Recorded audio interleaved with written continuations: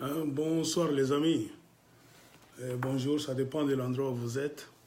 Comme j'ai promis, je devais parler un peu de ce qui est en train de se passer. Bon, on commence avec le Congo, mais ça a aussi un impact sur l'Afrique, bien sûr. Donc, comme j'ai dit, je vous salue vous tous. Comme vous verrez, j'ai un peu changé de sujet. Je devais parler du panafricanisme seulement. Mais j'ai vu que c'est bien, mais aussi il faut savoir que avant d'y parvenir, nous avons un certain nombre de choses qu'il faut arranger. Donc d'abord chez nous, et puis plus proche de chez nous, c'est-à-dire dans les pays limitrophes, avant d'aller plus loin pour qu'on puisse parler de la promotion donc, de l'Afrique, donc de l'africanisme. Mais ce n'est pas un grand problème. Je vois déjà Massawa qui est là. Comment la sœur Massawa? Je te salue. Je devais commencer à 18h juste. Vous savez, le petit me dérangeait ici. Il ne voulait pas que je commence. Il fallait lui mettre d'abord la musique de Diamond et ainsi de suite. Mais cela ne peut pas m'empêcher de parler du panafricanisme. J'ai essayé de lire. Bon, selon certaines définitions, on vous dit que le panafricanisme, c'est une vision sociale, économique, culturelle, politique, d'émancipation des Africains. C'est aussi un mouvement qui vise à unifier les Africains du continent et de la diaspora. C'est-à-dire prendre les Africains, faire d'eux un grand tout pour qu'ils puissent commencer à travailler ensemble, savoir s'entraider, s'unifier et par là, on comprend bien, c'est-à-dire réclamer une place de choix dans ce monde et cesser de devenir esclave, donc politiquement, économiquement parlant, et sur tous les plans, esclave des autres. C'est ça le panafricanisme. J'ai dit, est-ce que ce serait possible? Bon, je commence par là.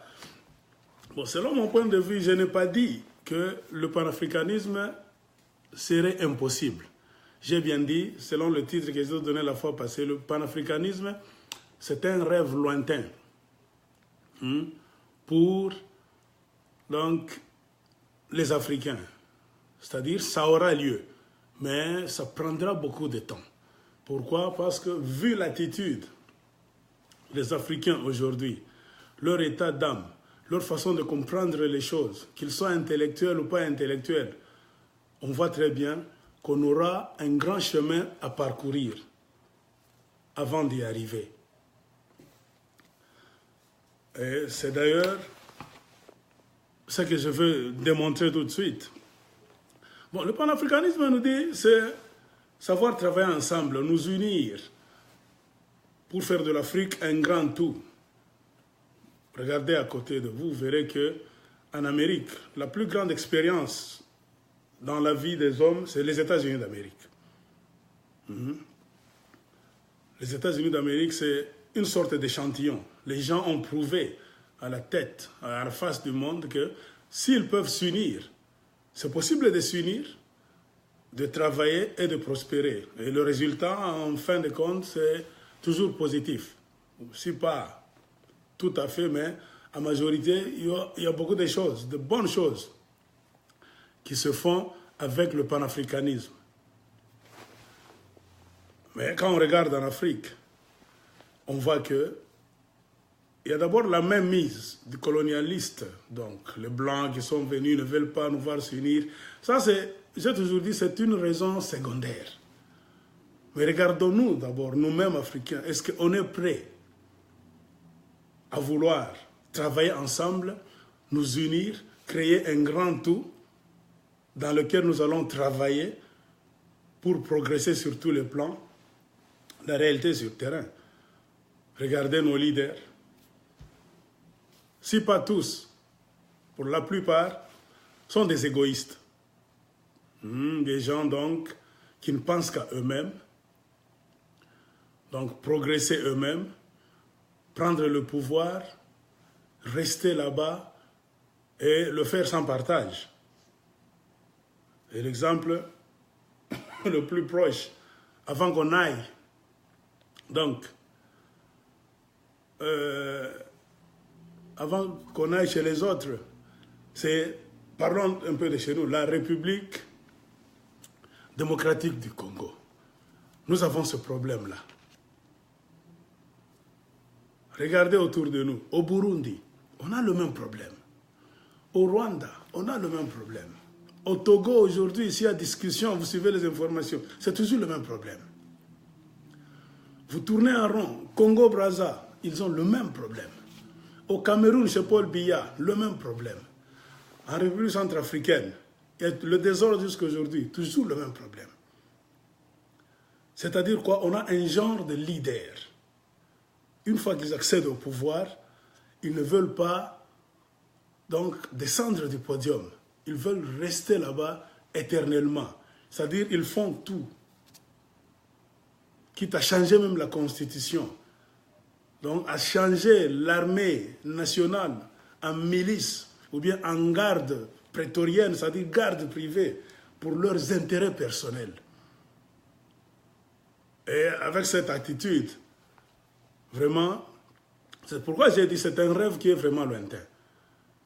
Et alors, nous ne pouvons pas nous décourager, mais ça prendra du temps. Et le résultat viendra quand? Puisqu'on peut critiquer, mais on nous dira, qu'est-ce que toi tu proposes? En fin de compte, c'est le changement des mentalités. Le changement des mentalités des Africains. Et quand je parle des Africains, parce que c'est le panafricanisme, je m'adresse. Si vous regardez la plupart de mes vidéos, je sais, il y a beaucoup de gens qui vont me suivre, mais je m'adresse surtout aux intellectuels. J'ai toujours combattu contre ceux qui se disent intellectuels, mais qui nagent à contre-courant, qui ne parviennent pas à comprendre les grands enjeux auxquels l'Afrique est en train de s'affronter aujourd'hui, qui ne savent pas les mécanismes dans lesquels donc l'Afrique est jetée, c'est-à-dire le grand engrenage international qui circule, qui tournoie, qui fait qu'ils doivent savoir où placer l'Afrique pour que l'Afrique puisse s'en sortir au lieu de toujours être broyée donc par le système économique, politique, philosophique, je ne sais pas, créé par le grand tout et spécialement par les gens qui sont en avance, c'est-à-dire les Occidentaux, les intellectuels africains. Je combats toujours contre eux. Puisqu'on ne peut pas changer tout le monde dans un pays. Le changement commence par un groupe de gens. Et ce groupe de gens, c'est les intellectuels d'abord. C'est pour cela, dans d'autres termes, on les appelle l'élite. Même ce qui est en train de se passer au Congo. Beaucoup de Congolais, si vous descendez, la réalité du terrain, si vous descendez, beaucoup de Congolais ne comprennent pas ce qui est en train de se passer. Leur histoire, c'est Takulani Nileo, qu'est-ce que je vais manger aujourd'hui? Ils ne savent pas que les hommes qui sont au pouvoir, ce sont eux qui sont en train de compliquer les choses, en train d'affamer ce peuple-là, donc de les mettre dans un état là-bas pitoyable de pauvreté, afin que les mêmes gens puissent revenir encore. Donc, se présenter comme sauveurs, faire croire au peuple ignorant que ce sont les sauveurs, et que si ce peuple-là veut trouver des solutions, progresser dans la vie, il doit compter avec ces gens-là, donc les supporter encore. Donc, comprenez pourquoi moi je m'adresse souvent à la classe des intellectuels. Et j'ai toujours répété, c'est question de conscience. Tu peux étudier, aller à l'école, donc lire les livres, faire des interrogations, réussir à des examens, avoir des diplômes, des doctorats, des ingénieurats, etc., etc. Mais cela n'est pas encore une sorte de garantie qui peut prouver aux gens que, parce que tu es passé par toutes ces histoires là-bas, c'est-à-dire que tu es maintenant mieux placé, tu connais ce qui est en train de se passer, soit chez toi, ou bien autour de toi, et que tu peux être parmi les gens capables d'aider donc les autres. et de sauver l'Afrique. Non. Étudier, c'est une sorte de mécanisme. C'est une histoire mécanique. Et qu'est-ce que nous étudions d'abord? Si nous voulons encore reculer, changer de sujet, nous étudions les choses préparées pour nous, par les autres. Regardez le système d'éducation, le système éducationnel international. C'est un système préparé par d'autres personnes. Et ceux qui ont la même mise, donc un grand morceau qui impose leur vision du monde, ce sont les Occidentaux. C'est-à-dire quand nous allons à l'école, tout ce que nous étudions, remarquez, ce sont les histoires préparées par les Occidentaux. Leur façon de voir le monde, leur trouvaille, leur façon de définir les choses, et ils nous les imposent comme ça. Mais cela ne veut pas dire que, parce que ça vient d'eux, c'est-à-dire tout est mauvais. Mais il y a des choses qui sont typiquement, donc propres aux Occidentaux, aux autres peuples, mais il y a des choses qu'on appelle universelles, c'est-à-dire des choses qui s'appliquent à tout le monde, telles que la liberté, le droit à la parole, le droit à la bonne vie, le droit à la nourriture, le droit à la sécurité. Là, vous n'allez pas dire qu'il faut laisser ça aux Occidentaux. Et c'est ça le grand problème avec les politiciens africains. Il est là, il vient au pouvoir, il prend le pouvoir, il change tout, il veut demeurer là-bas, il commence à tuer maintenant ses propres frères.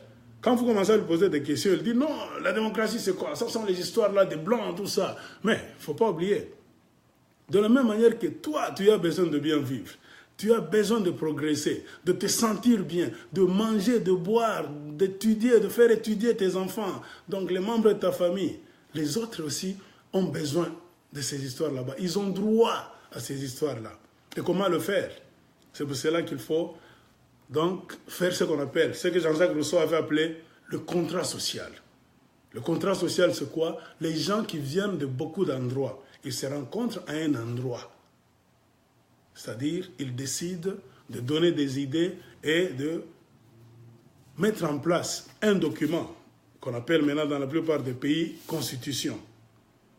Et c'est sur base de ce document-là que nous acceptons. Les gens acceptent de vivre ensemble, de respecter la loi, de respecter les autres, pour qu'il y ait harmonie et progrès. Malheureusement, quand vous regardez, avec les Africains, c'est toute une autre histoire. Et c'est ce qui m'a fait dire que le panafricanisme, c'est une chose possible. Voir les Africains s'unir, travailler ensemble, hein, comme les Occidentaux aujourd'hui. On a toujours tendance à dire que non, les Africains sont des communautaires, ils aiment travailler en union, mais les Blancs sont des individus, sont des égoïstes et tout ça. Mais ça, c'est faux.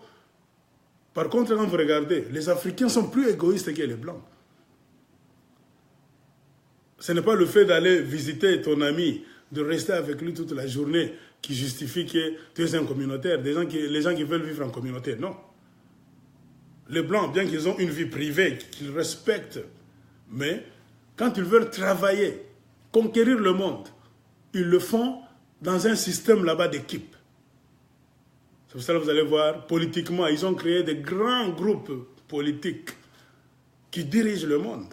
Économiquement, vous parlez aujourd'hui de la mondialisation, avec les multinationales, vous voyez, ce sont des grands groupes, des grands ensembles, donc des idées, donc des gestionnaires qui mettent en place des systèmes économiques, qui ouvrent des compagnies, qui mettent ensemble, c'est-à-dire pour mieux canaliser leurs histoires, faire leur business, conquérir le monde, donc dominer, s'imposer. Les Blancs ont réussi à faire ça. Malgré qu'il y a tout cela, l'Africain est là en train de regarder. C'est pour cela que j'ai dit, ce n'est pas impossible que le panafricanisme puisse réussir un jour.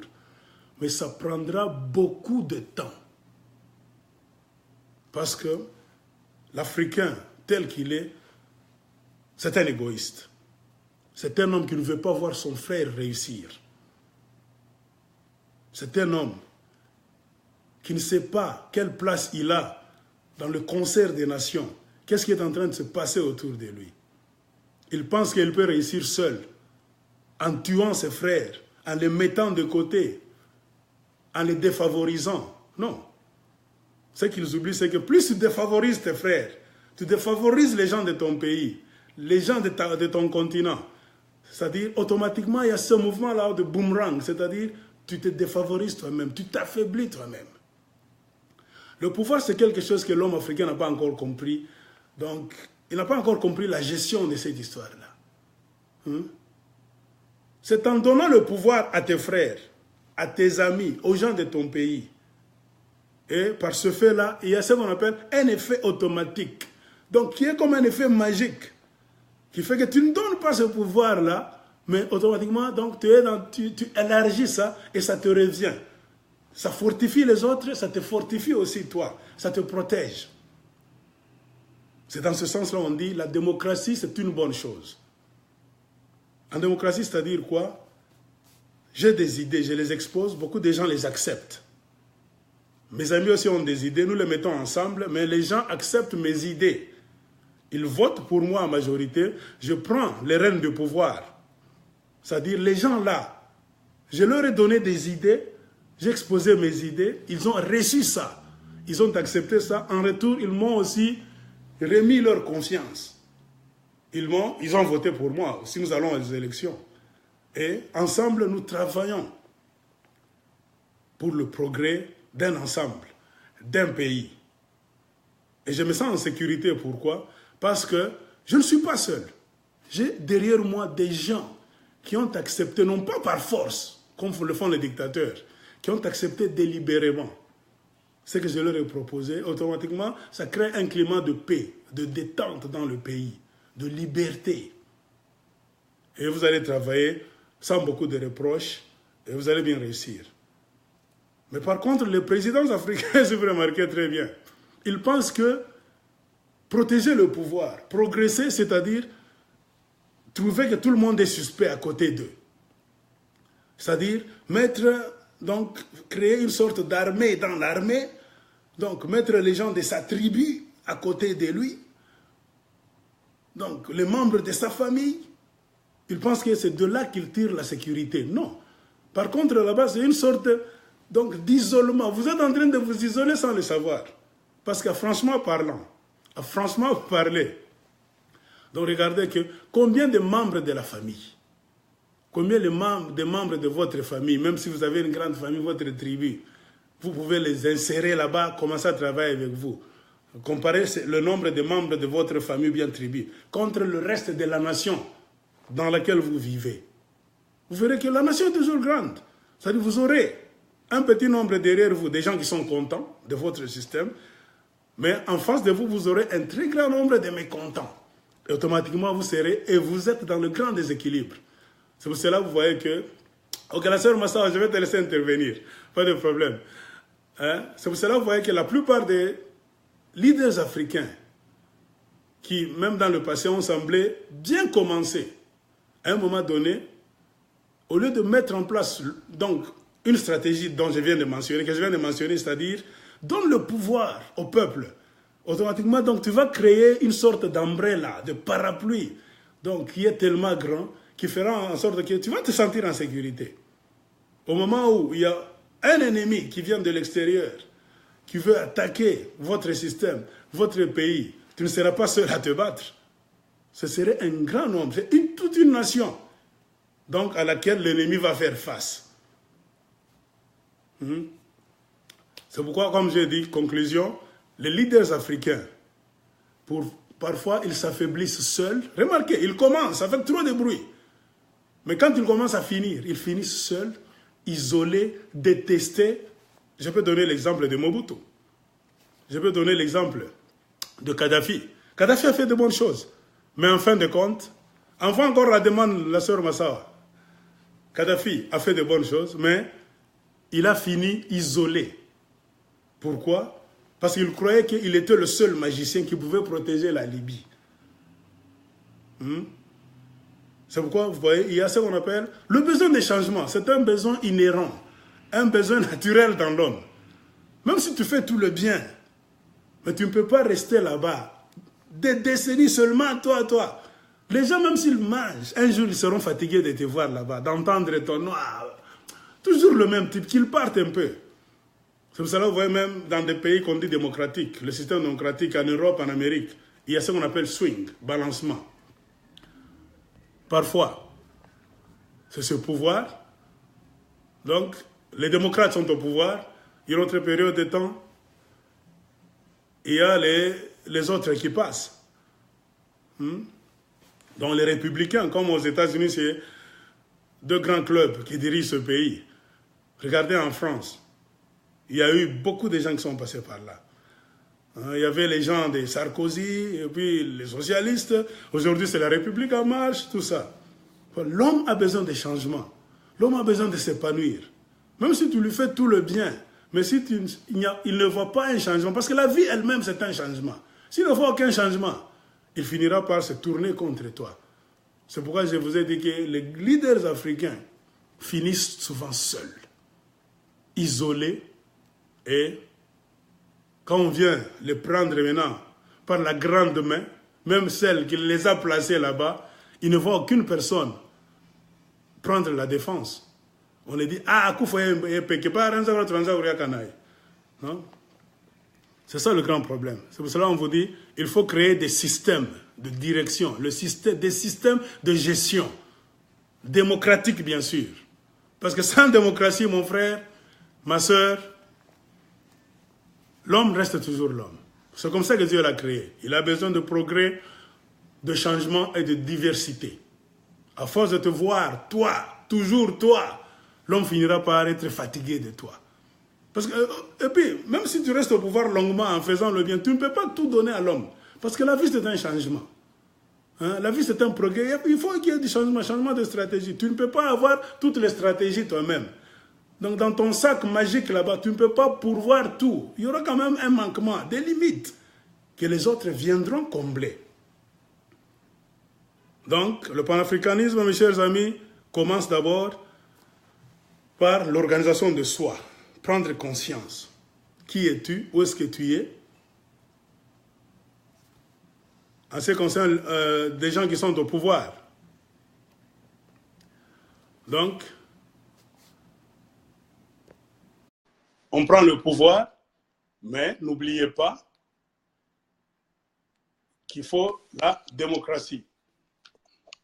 Jambo, mzee, jambo. Sana, comment tu vas? Je vais très bien, mon frère. Ça fait longtemps, depuis qu'on avait fait un duo là-bas, c'était en 2000 combien? Ça fait longtemps. Avec les messieurs là... Umberto, là, c'est en 2010. Umberto. Quand on bombardait là, tout ça. Sinon, à part ça, comment tu vas? Oui. Très bien.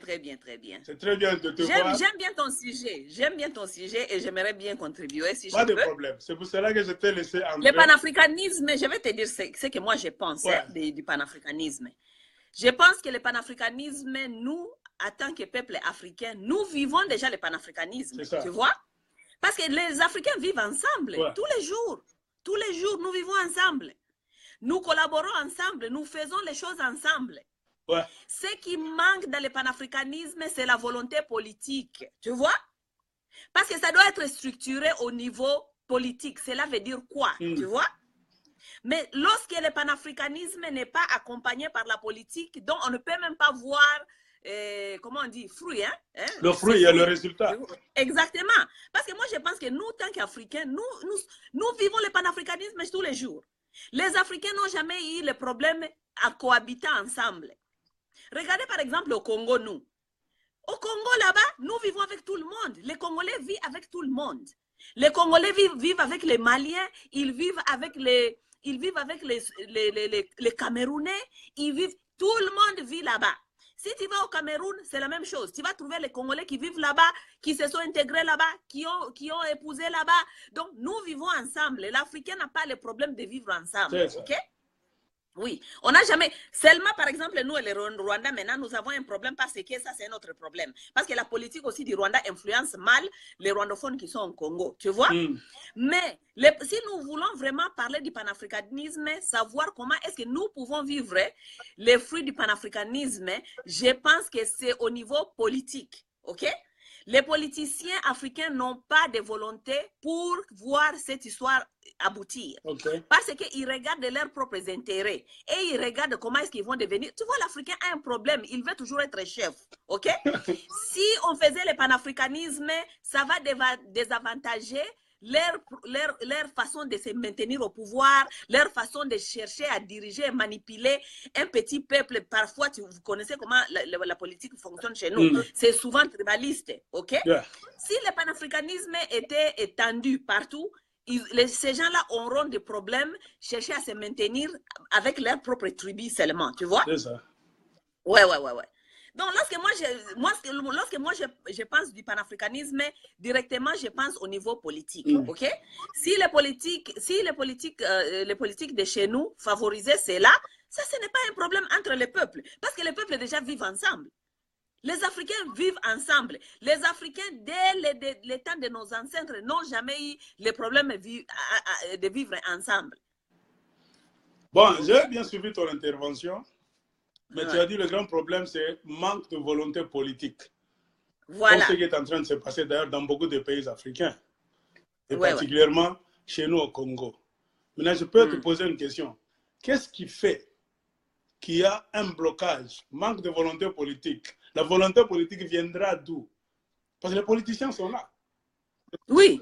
Ce manque-là de volonté politique sera possible comment? Quels sont les chemins, les voies qui peuvent être mises en place pour que cette volonté politique soit là et imposée à tout le monde? Les pressions du peuple, ok? That's the only thing. Si nous voulons voir ces changements, le peuple doit s'impliquer à faire les pressions, ok? À faire les pressions aux gens là que nous pensons que ce sont nos chefs. L'Africain en général doit changer sa mentalité. Les personnes qui sont là-bas, qui servent la politique, ce ne sont pas les chefs, ce sont les serviteurs du peuple. Mais les Africains ne comprennent pas ça, la plupart. C'est ça le problème. Ils pensent que ce sont les petits qu'il faut adorer là. Exactement.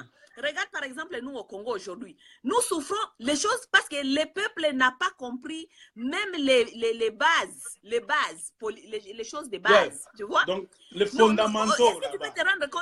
Tu peux te rendre compte aujourd'hui, lorsque tu critiques un politicien, il y a des gens même qui te disent, oh, laissez-les seulement, faisons seulement comme nous faisions avant. Donc les gens, pour chercher à soi-disant éviter les problèmes, ils préfèrent faire eux-mêmes, ok? Mais lorsque je les explique, je dis, lorsque vous allez commencer à comprendre des petites choses, ça veut dire que, je vais te donner un exemple banal, ok? Les gens qui font, par exemple, les ONG au Congo, ok? Oh, on va faire ONG pour aider construire les écoles, on va faire les ONG pour aider les enfants orphelins. Je les demande, où se trouve le ministère de, comment ça s'appelle? Ministère d'éducation, où se trouve, comment on dit, ministère les gens qui regardent les orphelins, on les appelle comment? Vous aimez aider sur le plan médical. Voilà, les choses comme ça. Plan, travail, construction, aménagement du territoire. Exactement. Les Congolais te disent que, oh non, et ils n'ont jamais rien fait, faisons seulement. Non, c'est vous qui encouragez ces gens de ne rien faire. Pourquoi? Parce que ces ministères-là reçoit l'argent chaque année, ok, de l'État, parce qu'il y a un budget de l'État. Le budget de l'État leur donne de l'argent pour faire ce travail-là. Lorsque vous dites que non, on laisse seulement, on fait seulement, ça veut dire que vous êtes en train d'encourager cette corruption, que ces gens-là continuent à manger cet argent. L'argent qui ne les appartient pas, l'argent qui appartient à l'État. Maintenant, il faut faire comprendre un Congolais, ça veut dire quoi? Cet argent appartient à l'État, ça nous appartient nous tous. Ça nous appartient nous tous comment? Parce que lorsque les pays vendent les coltans, ok? Cet argent nous appartient nous tous. Même nous qui n'habitons plus là-bas, ça nous appartient. Chaque Congolais a peut-être 1 cent, 1 cent ou 2 cents. Tu vois? Donc, comme moi, je ne suis pas là-bas pour prendre cet argent doit être mis au travail du pays. Ça veut dire construire les hôpitaux, ça veut dire construire les écoles. Donc, moi, je peux habiter ici en Europe et que si cet argent n'est pas mon argent, parce que c'est mon argent, le pays nous appartient nous tous. Les minéraux du pays nous appartiennent nous tous. Si cet argent ne part pas pour construire, ok, ça veut dire que ça part dans les poches de quelqu'un, ok? Alors que moi, tu es en train de me voler, tu vois? Bon, maintenant, il faut faire comprendre aux Congolais la politique à ce niveau-là. ok? Lorsque les Congolais commençaient à comprendre ces politiques-là, que ces messieurs-là, il est en train de voler ton argent, ok? C'est ça. Là, il va se soulever, tu vois? Mais lorsque les Congolais ne comprennent même pas la politique, ils pensent que, oh, parce que les dirigeants ne font pas, oh, nous, on va faire. Non, non. Bon, c'est ça. Ce que tu viens de me dire. Nous devons faire la pression. Je pense... Nous devons faire la pression à ces gens. Ouais. On en avait parlé avec toi la fois passée. Quand on faisait des vidéos, c'était en 2010, 2011. Il y avait un moment donné, la femme de Joseph Kabila avait le vent en poupe. Elle sortait chaque fois avec des choses de boulot qu'elle faisait là-bas. Les gens disaient, mais Olive Lembe, elle croyait que c'est une déesse qui est tombée du ciel là. Et on se posait la question, où est-ce qu'elle trouve l'argent, cette femme-là, pour faire des dons de médicaments? Appelez même des blancs, un bateau là, de blancs qui vient, des conteneurs là-bas, des médicaments, vaccins, tout ça. Pourquoi est-ce qu'il n'y a pas de ministère de santé au Congo pour faire ça? Exactement. Et en fouillant maintenant dans les archives, on a vu quelque part que c'était une histoire mise en place par l'Union européenne. Donc ça devait venir, ça passe par le ministère de Santé. Donc la femme du président devait rester là-bas à la Maison Blanche là, de Kabila, dans sa maison, mais elle est sautée au-dessus. Je ne sais pas comment par la magouille, ça s'est retrouvé dans ses mains. Et les Congolais, et de surcroît, ce que nous condamnons, même les intellectuels qui se disent « je suis diplômé licencié », ils ont été roulés, ils ont vu que Olive Lembe, Azan Amtema bien, Azan Maman Mourito, ce n'est pas son argent. L'argent vient de quelqu'un d'autre, d'un autre organisme. Mais elle prend ça. Parce qu'au Congo, c'est la mafia.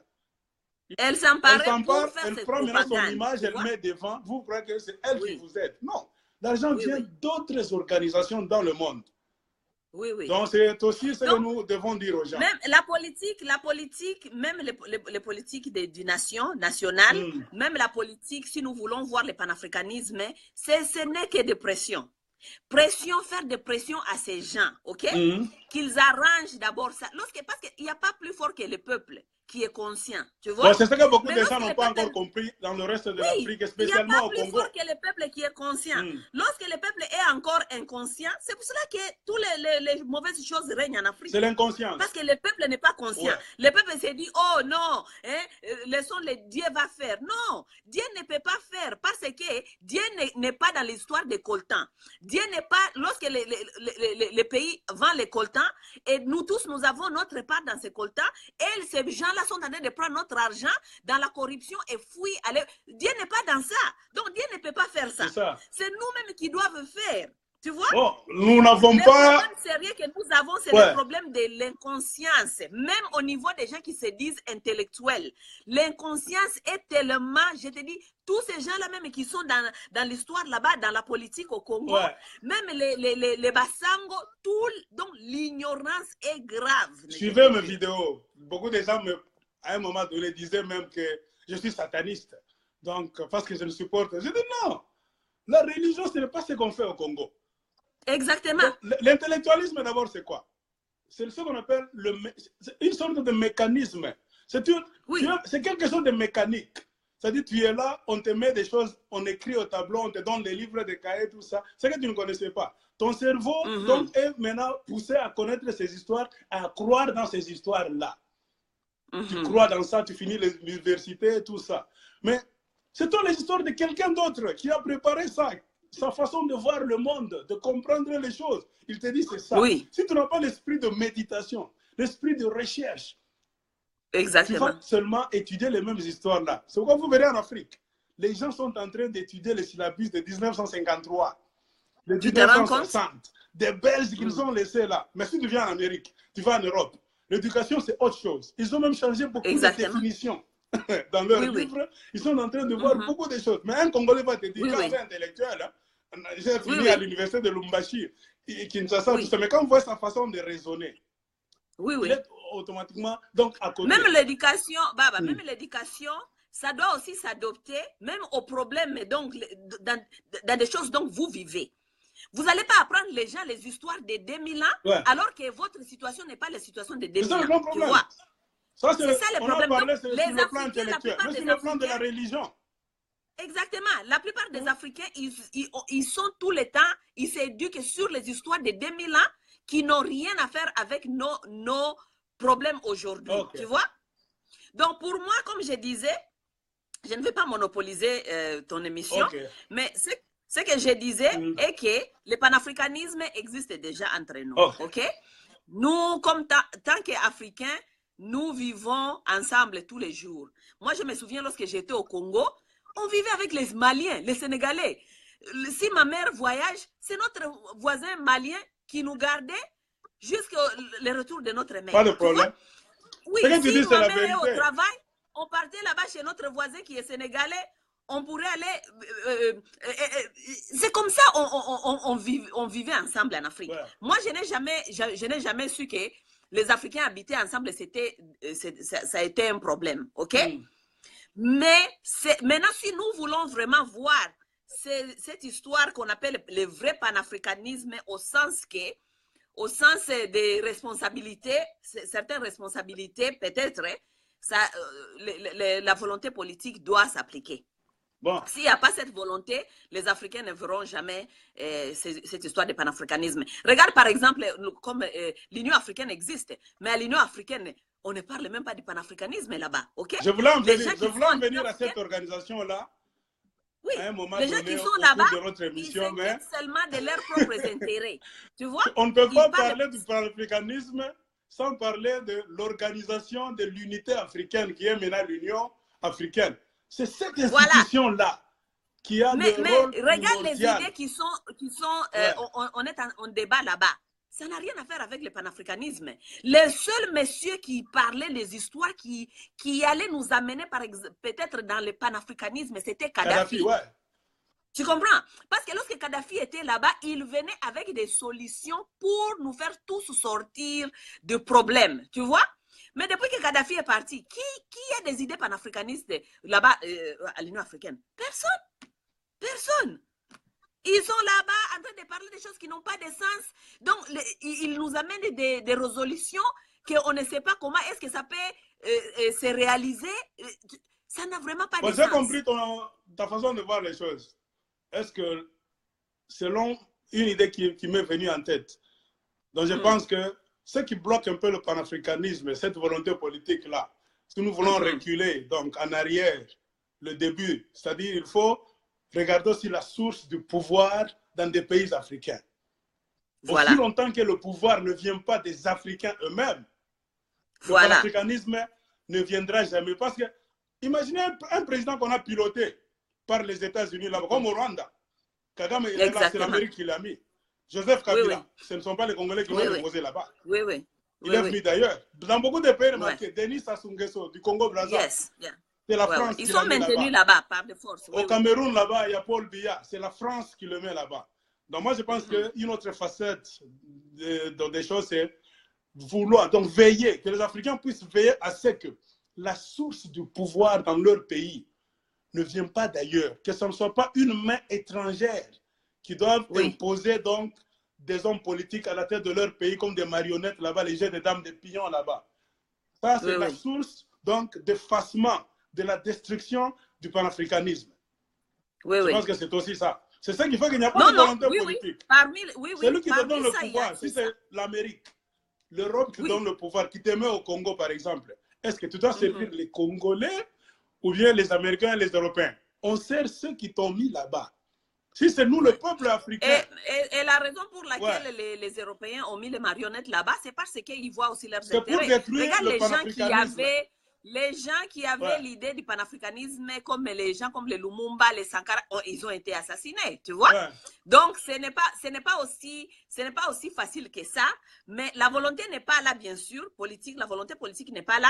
Mais en même temps, il y a aussi des prédateurs, comme des Européens qui ne veulent pas aussi nous croire. John Bassita qui nous salue. John Bassita, je n'ai pas encore parlé avec toi, ça fait longtemps.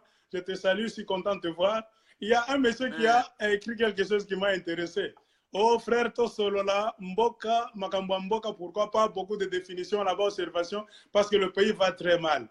Oui, le pays va très mal. Cela ne peut pas nous empêcher de quitter du panafricanisme. Ça fera toujours partie du panafricanisme et avec la sœur Massawa, même on peut un peu changer un tout petit peu de cap pour parler de ce qui est en train de se passer au Congo démocratique. Et moi, je pense que ce n'est pas un grand problème. Regardez maintenant au Congo aujourd'hui.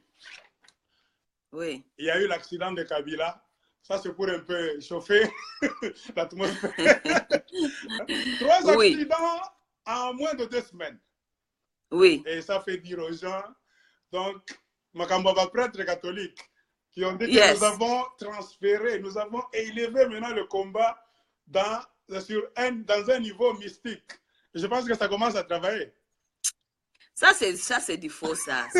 L'accident, là, n'a rien à faire avec les histoires des catholiques. Écoute, si Kabila devait partir dans les mystères, là, il est déjà parti depuis longtemps, ok? Parce que, même je me demande tous les jours, je dis, même les gens là qu'on appelle les Ngangakis, hein, chez nous, il paraît, il y a des chefs traditionnels. Je me demandais aussi.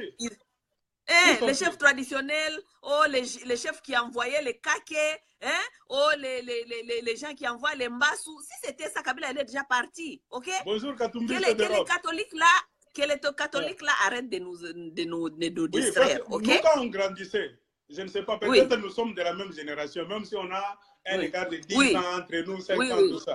Nous, quand on grandissait, il y a des histoires qu'on nous disait par nos parents, nos grands-pères. Nous, parfois, on avait... C'est parce qu'aujourd'hui, il n'y a plus de route. Parce que les gens qui sont dans des fonds là au village ne peuvent venir en ville comme avant. Donc, chez nous, je pense que même chez toi, dans ta famille, vous receviez les gens qui venaient là, droit de votre village, qui venaient beaucoup de fois par an. Qu'est-ce qu'ils nous disaient? Dans la tradition africaine, et congolaise surtout, c'était vraiment impossible dans un village comme chez toi, Massawa. Un homme, ne sortons pas du Congo, un homme qui vient d'un autre village, mais au Congo, disons, il vient de Bandundu. Est-ce qu'il pouvait aller chez votre village, là, chez les Bashi, s'imposer là-bas? Non, non, pas du tout. Comment ça? Faire la loi, ça ne peut pas se faire. Il y a des gardiens de la tradition Bashi là, qui sont là. Oui, bien sûr. Même chez nous au village, nos parents, nos grands-pères nous disaient, si tu es un voyageur d'un village lointain, d'un royaume lointain, tu passes dans notre village, tu ne peux pas aller toucher à n'importe quoi sans avoir demandé la permission des gardiens du temple de la place. C'est-à-dire, on te conduit chez le chef du village d'abord. C'est la nuit, s'il faut passer la nuit.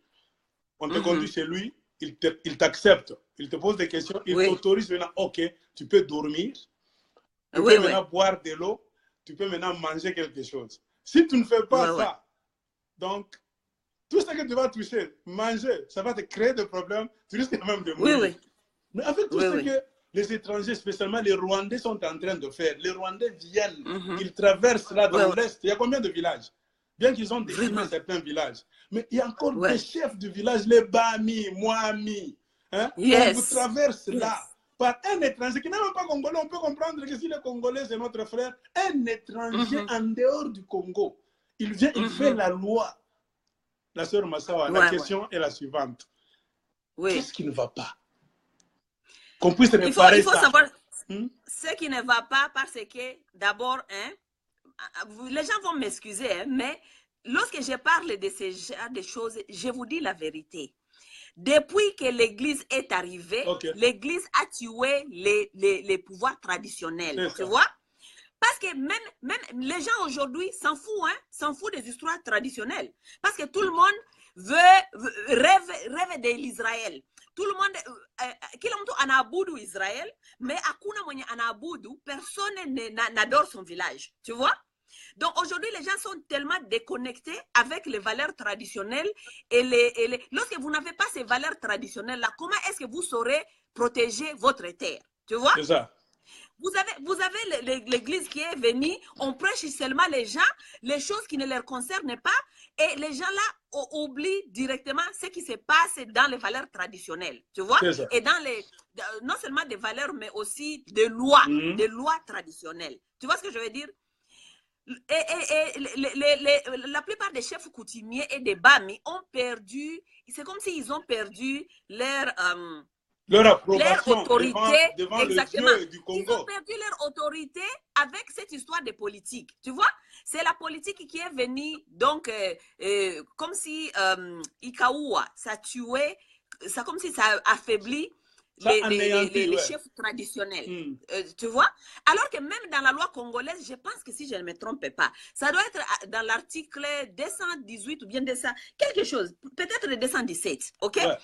L'article 217 reconnaît le pouvoir traditionnel, ok? Ça veut dire quelque part, les chefs ils sont toujours reconnus par la loi. Okay? Parce que ce sont les protecteurs les gardiens du temple. Comment ça s'appelle? Des temples. Mais aussi, ce qui s'est passé dans les histoires des chefs traditionnels, la plupart d'eux sont devenus, par exemple, je vais dire quoi? Ce sont devenus comme des mendiants, maintenant des politiciens. Tu vois? Ouais. Ils ont oublié comment est-ce que leurs ancêtres s'est organisé pour garder leur autorité ou bien leur dignité. Et je pense que tu as raison, cette histoire n'a pas commencé avec Kabila. Voilà. Kabila Joseph est venu, il a trouvé un terrain déjà anéanti par Mobutu. Parce que Mobutu avait mis ensemble beaucoup de chefs coutumiers du Congo. Il a pris, il les a forcés, il les avait forcés à lui donner le pouvoir. Ils lui ont donné tout. C'est pour cela même l'histoire de Djalelo. Une chanson là-bas mystique, traditionnelle du chef de Baloubakate. Chef Kaboko. Mobutu a pris ça, ça devient pour lui, ça a ajouté à son pouvoir. Maintenant, malgré toutes ces leçons, comment est-ce que nos chefs du village, les chefs des royaumes, des empires chez nous au Congo, ne pouvaient pas comprendre? Quand vous allez dans des villages aujourd'hui, volontairement, ne parlons pas de l'Est du Congo, là on a dit, oh, les Rwandais sont venus, ils ont détruit, ils ont chassé. Même dans des villages là, on n'a pas touché par les guerriers étrangers. Le chef du village lui-même, il n'est pas dans son village. Il est en costume. Non. Il est soit à Bukavu, il est soit à Goma, à Kinshasa, à Lubumbashi. À Kinshasa, c'est là où ils sont maintenant. Ils sont tous à Kinshasa là-bas. Avec des villas. Et à Kinshasa en train de faire village, quoi? il n'y a personne. Tu te rends compte, à Kinshasa, ils sont en train de... Moi, je te dis qu'il y a beaucoup de Mwami de Bukavu. Ils sont à Kinshasa, c'est là où ils résident. Ils sont à Kinshasa en train de faire quoi? Ils sont dans les Malewa, dans les bars tous les jours. Dans les bars. Comment est-ce qu'un Mwami peut être dans les bars, dans les fêtes des quartiers? Comment est-ce qu'un Mwami peut être là-bas? Alors, vous avez les gens qui doivent conseiller aussi les Mwami. Ce sont tous les Djalelo. Tu vois, il y a un problème sérieux avec un Africain. Lorsque nous ne prenons pas ces gens, comment on dit accountability? Qu'est-ce qu'on appelle accountability en français? Donc, leur prendre responsable, tu vois? Il faut demander des questions. Oui, voilà. Lorsque quelqu'un, on l'appelle qu'il est autorité morale, il est autorité politique, mais c'est à nous de leur questionner. Mon cher frère, il y a ceci, c'est ça, on devait faire ceci, c'est ça. Comment est-ce qu'on n'aboutit pas à ceci, c'est là? Non, lorsque quelqu'un est devenu chef ou bien deviendra chef, la culture c'est, il faut les flatter. Il faut les flatter parce qu'un jour, il peut te donner quelque chose. Ou bien un jour, s'il arrive quelque part, il peut te donner quelque chose. Oui, ça que tu vois, c'est ça qui a créé le problème. C'est la mentalité-là qui a tué le Congo. Ouais. C'est la mentalité-là qui a tué le Congo. La mentalité de ne jamais demander les questions, de never take people accountable. C'est toujours ouais. Hein? C'est la mentalité dont l'Église a mené au noir.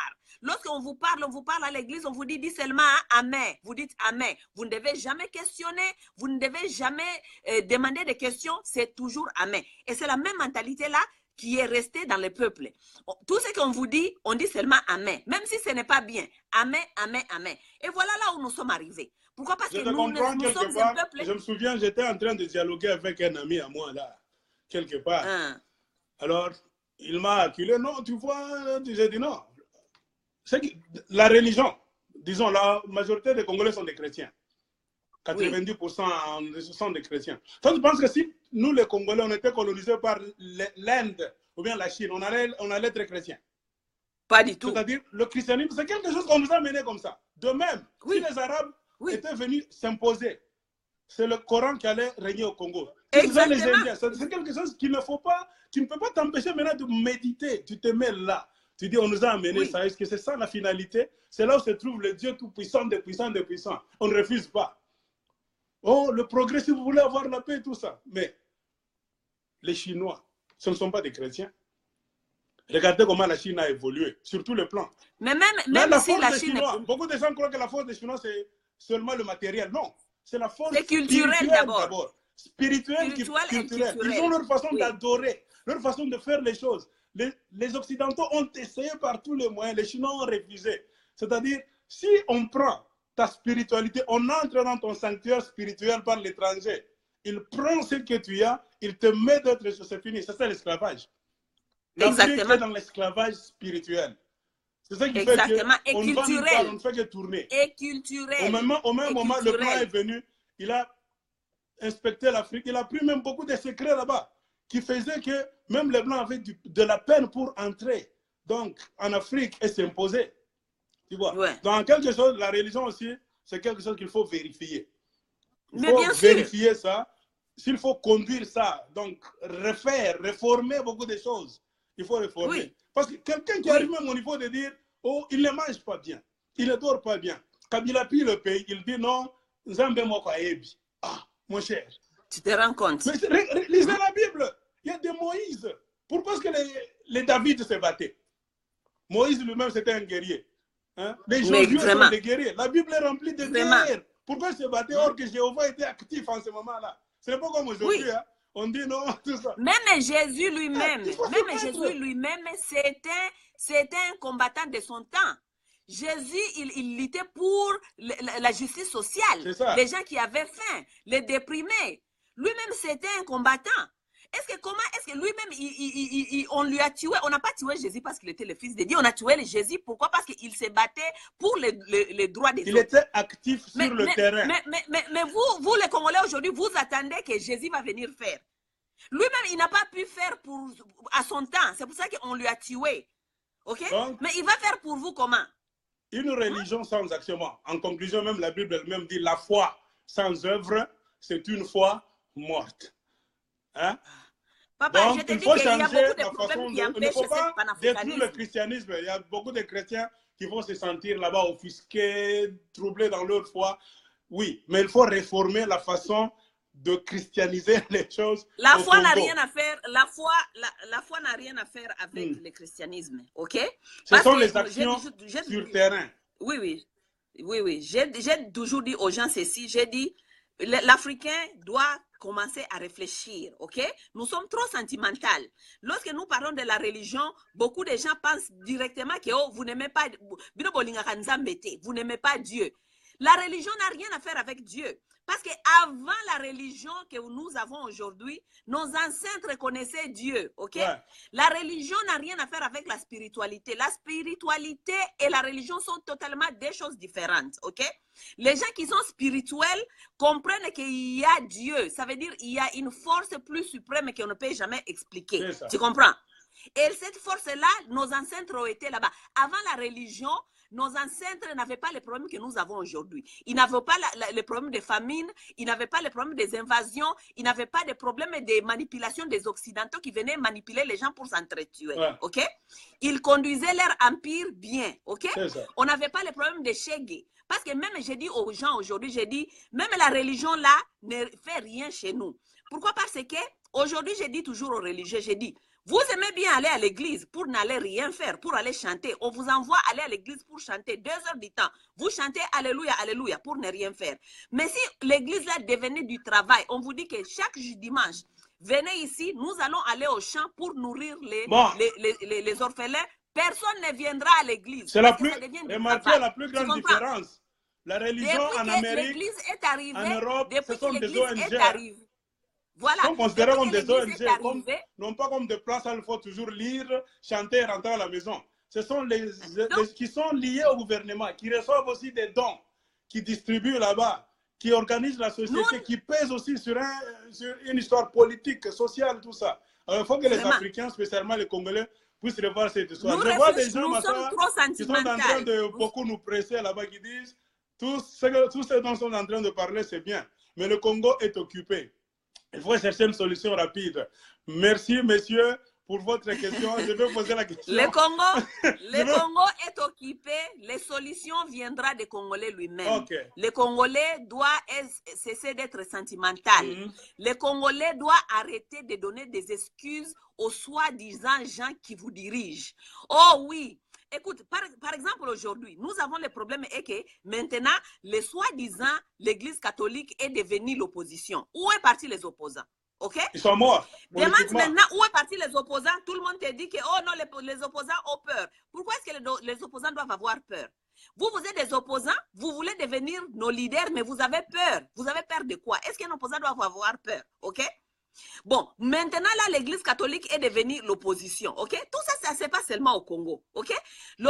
L'Église catholique est venue au Congo. Maintenant, même l'Église catholique là, même moi aujourd'hui, je n'accompagne même pas cette Église catholique. Pourquoi? Parce que l'Église catholique ne donne même pas le message correct au peuple, ok? L'Église catholique est en train de vous dire que nous voulons aller sortir pour aller demander comment on appelle, le respect des accords. Quel accord qui est expiré depuis décembre 2017, je ne sais pas.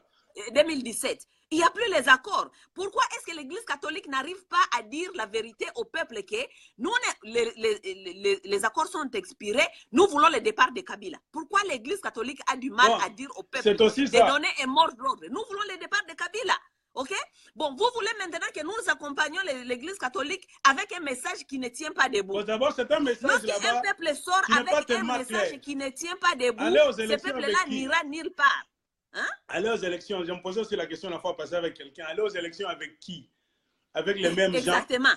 Hein? Exactement. Les gens qui ont violé la Constitution, les gens qui devaient être en dehors, qui ne devaient même pas tenir à aucune chose. C'est eux qui doivent encore organiser les élections. Bon, maintenant, les gens sont en train de nous dire que le pays a les problèmes. Le pays aura un problème comment? Parce que vous-même, vous êtes en train d'accompagner les Basango qui n'ont pas un message correct pour vous. Vous voulez quoi? Parce que vous êtes sentimental. Vous voulez seulement qu'on dise que parce que ça Basango, ça va Nzambe. Qui vous dit Sango égale Nzambe? C'est ça un problème. C'est ça le problème. Et les opposants congolais. C'est ça les opposants congolais sont là. Yes.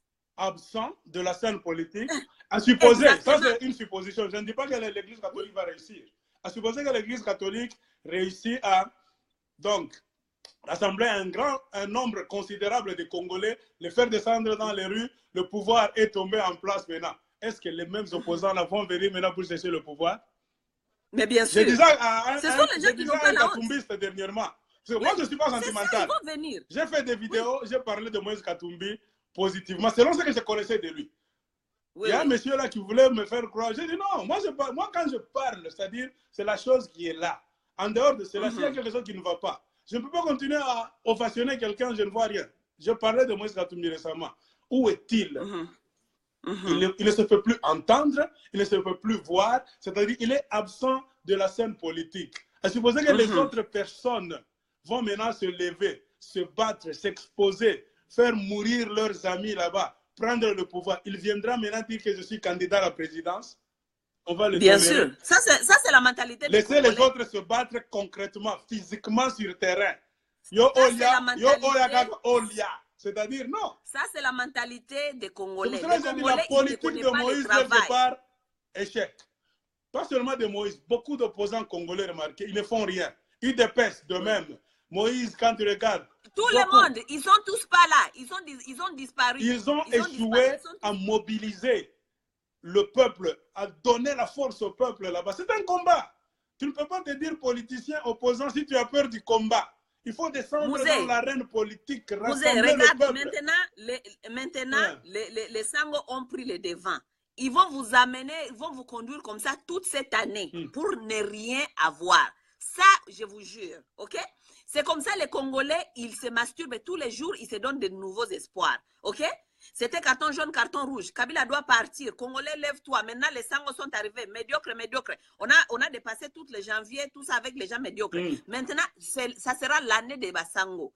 Les Sango, ils vont vous conduire comme ça dans cette distraction jusqu'à la fin de cette année parce que les élections, il n'y en aura pas. Déjà, Nanga vous a déjà dit qu'il n'y aura pas des élections. Ok? Mais il y a déjà des Congolais qui sont là-bas en train de dire, auto soutenir Kaka Basango. Vous allez soutenir des Sango sur quelle base? Parce que Basango, Bazali na agena na bango mususu bazo pesabino, ils vous donnent pas les messages clairs. Ils vous disent pas que nous voulons le départ de Kabila, ils vous disent que nous voulons que Kabila respecte les accords. Alors qu'est-ce qu'il y aura?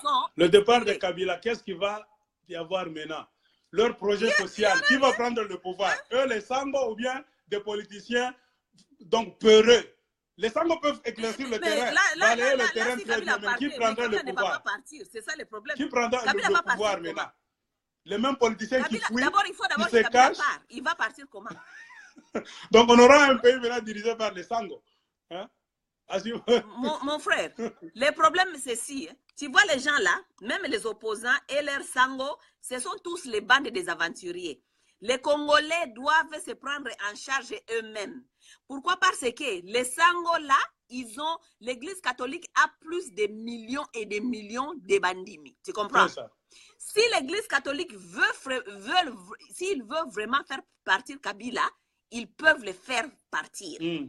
Et qu'ils donnent seulement le message dans leurs églises sur toute étendue du territoire. Les églises catholiques ne peuvent pas se réveiller pour nous dire que, oh, oui, nous allons marcher pacifique à Kinshasa, et ils ont déjà donné leurs adresses là où ils vont marcher. 3-4 églises, vous donnez 3-4 églises avec tous les membres que vous avez sur l'étendue du territoire, et vous pensez à Kinshasa, 3-4 églises va faire. Je parlais de cette histoire dans une vidéo là où j'avais même versé les larmes. J'ai dit, Kabila, il connaît bien la stratégie des Congolais, qu'ils soient civils, qu'ils soient membres du clergé, tout ça. Mais si vous savez très bien que Kabila vous connaît d'avance, est-ce que vous allez encore revenir faire face à ce même Kabila là-bas, la Kabylie et tous ces hommes là-bas, avec toujours la même stratégie? C'est-à-dire, avec une stratégie d'avance, qu'ils viendront comme ça, je vais tuer, je vais faire ça, ils vont fuir, et ça sera comme ça. Pourquoi ne pas créer un système de guérilla, par exemple? Ce n'est pas eux qui vont le faire. Tu vois, j'ai toujours dit, la diaspora s'ignore. Parce que la résistance, la vraie opposition, c'est dans la diaspora. Ce n'est pas au Congo. Ok? Les Bassango, les opposants là-bas, ils ont les mêmes stratégies? Non. Ils savent ce qu'ils peuvent faire s'ils veulent. Mais la plupart d'eux ont mangé avec les Kabylie. Ils ont leurs choses. Ils ont pillé, ils ont volé. Donc, ils se sentent que si Kabila partait par la force, eux aussi, ils vont perdre leurs choses. Ok?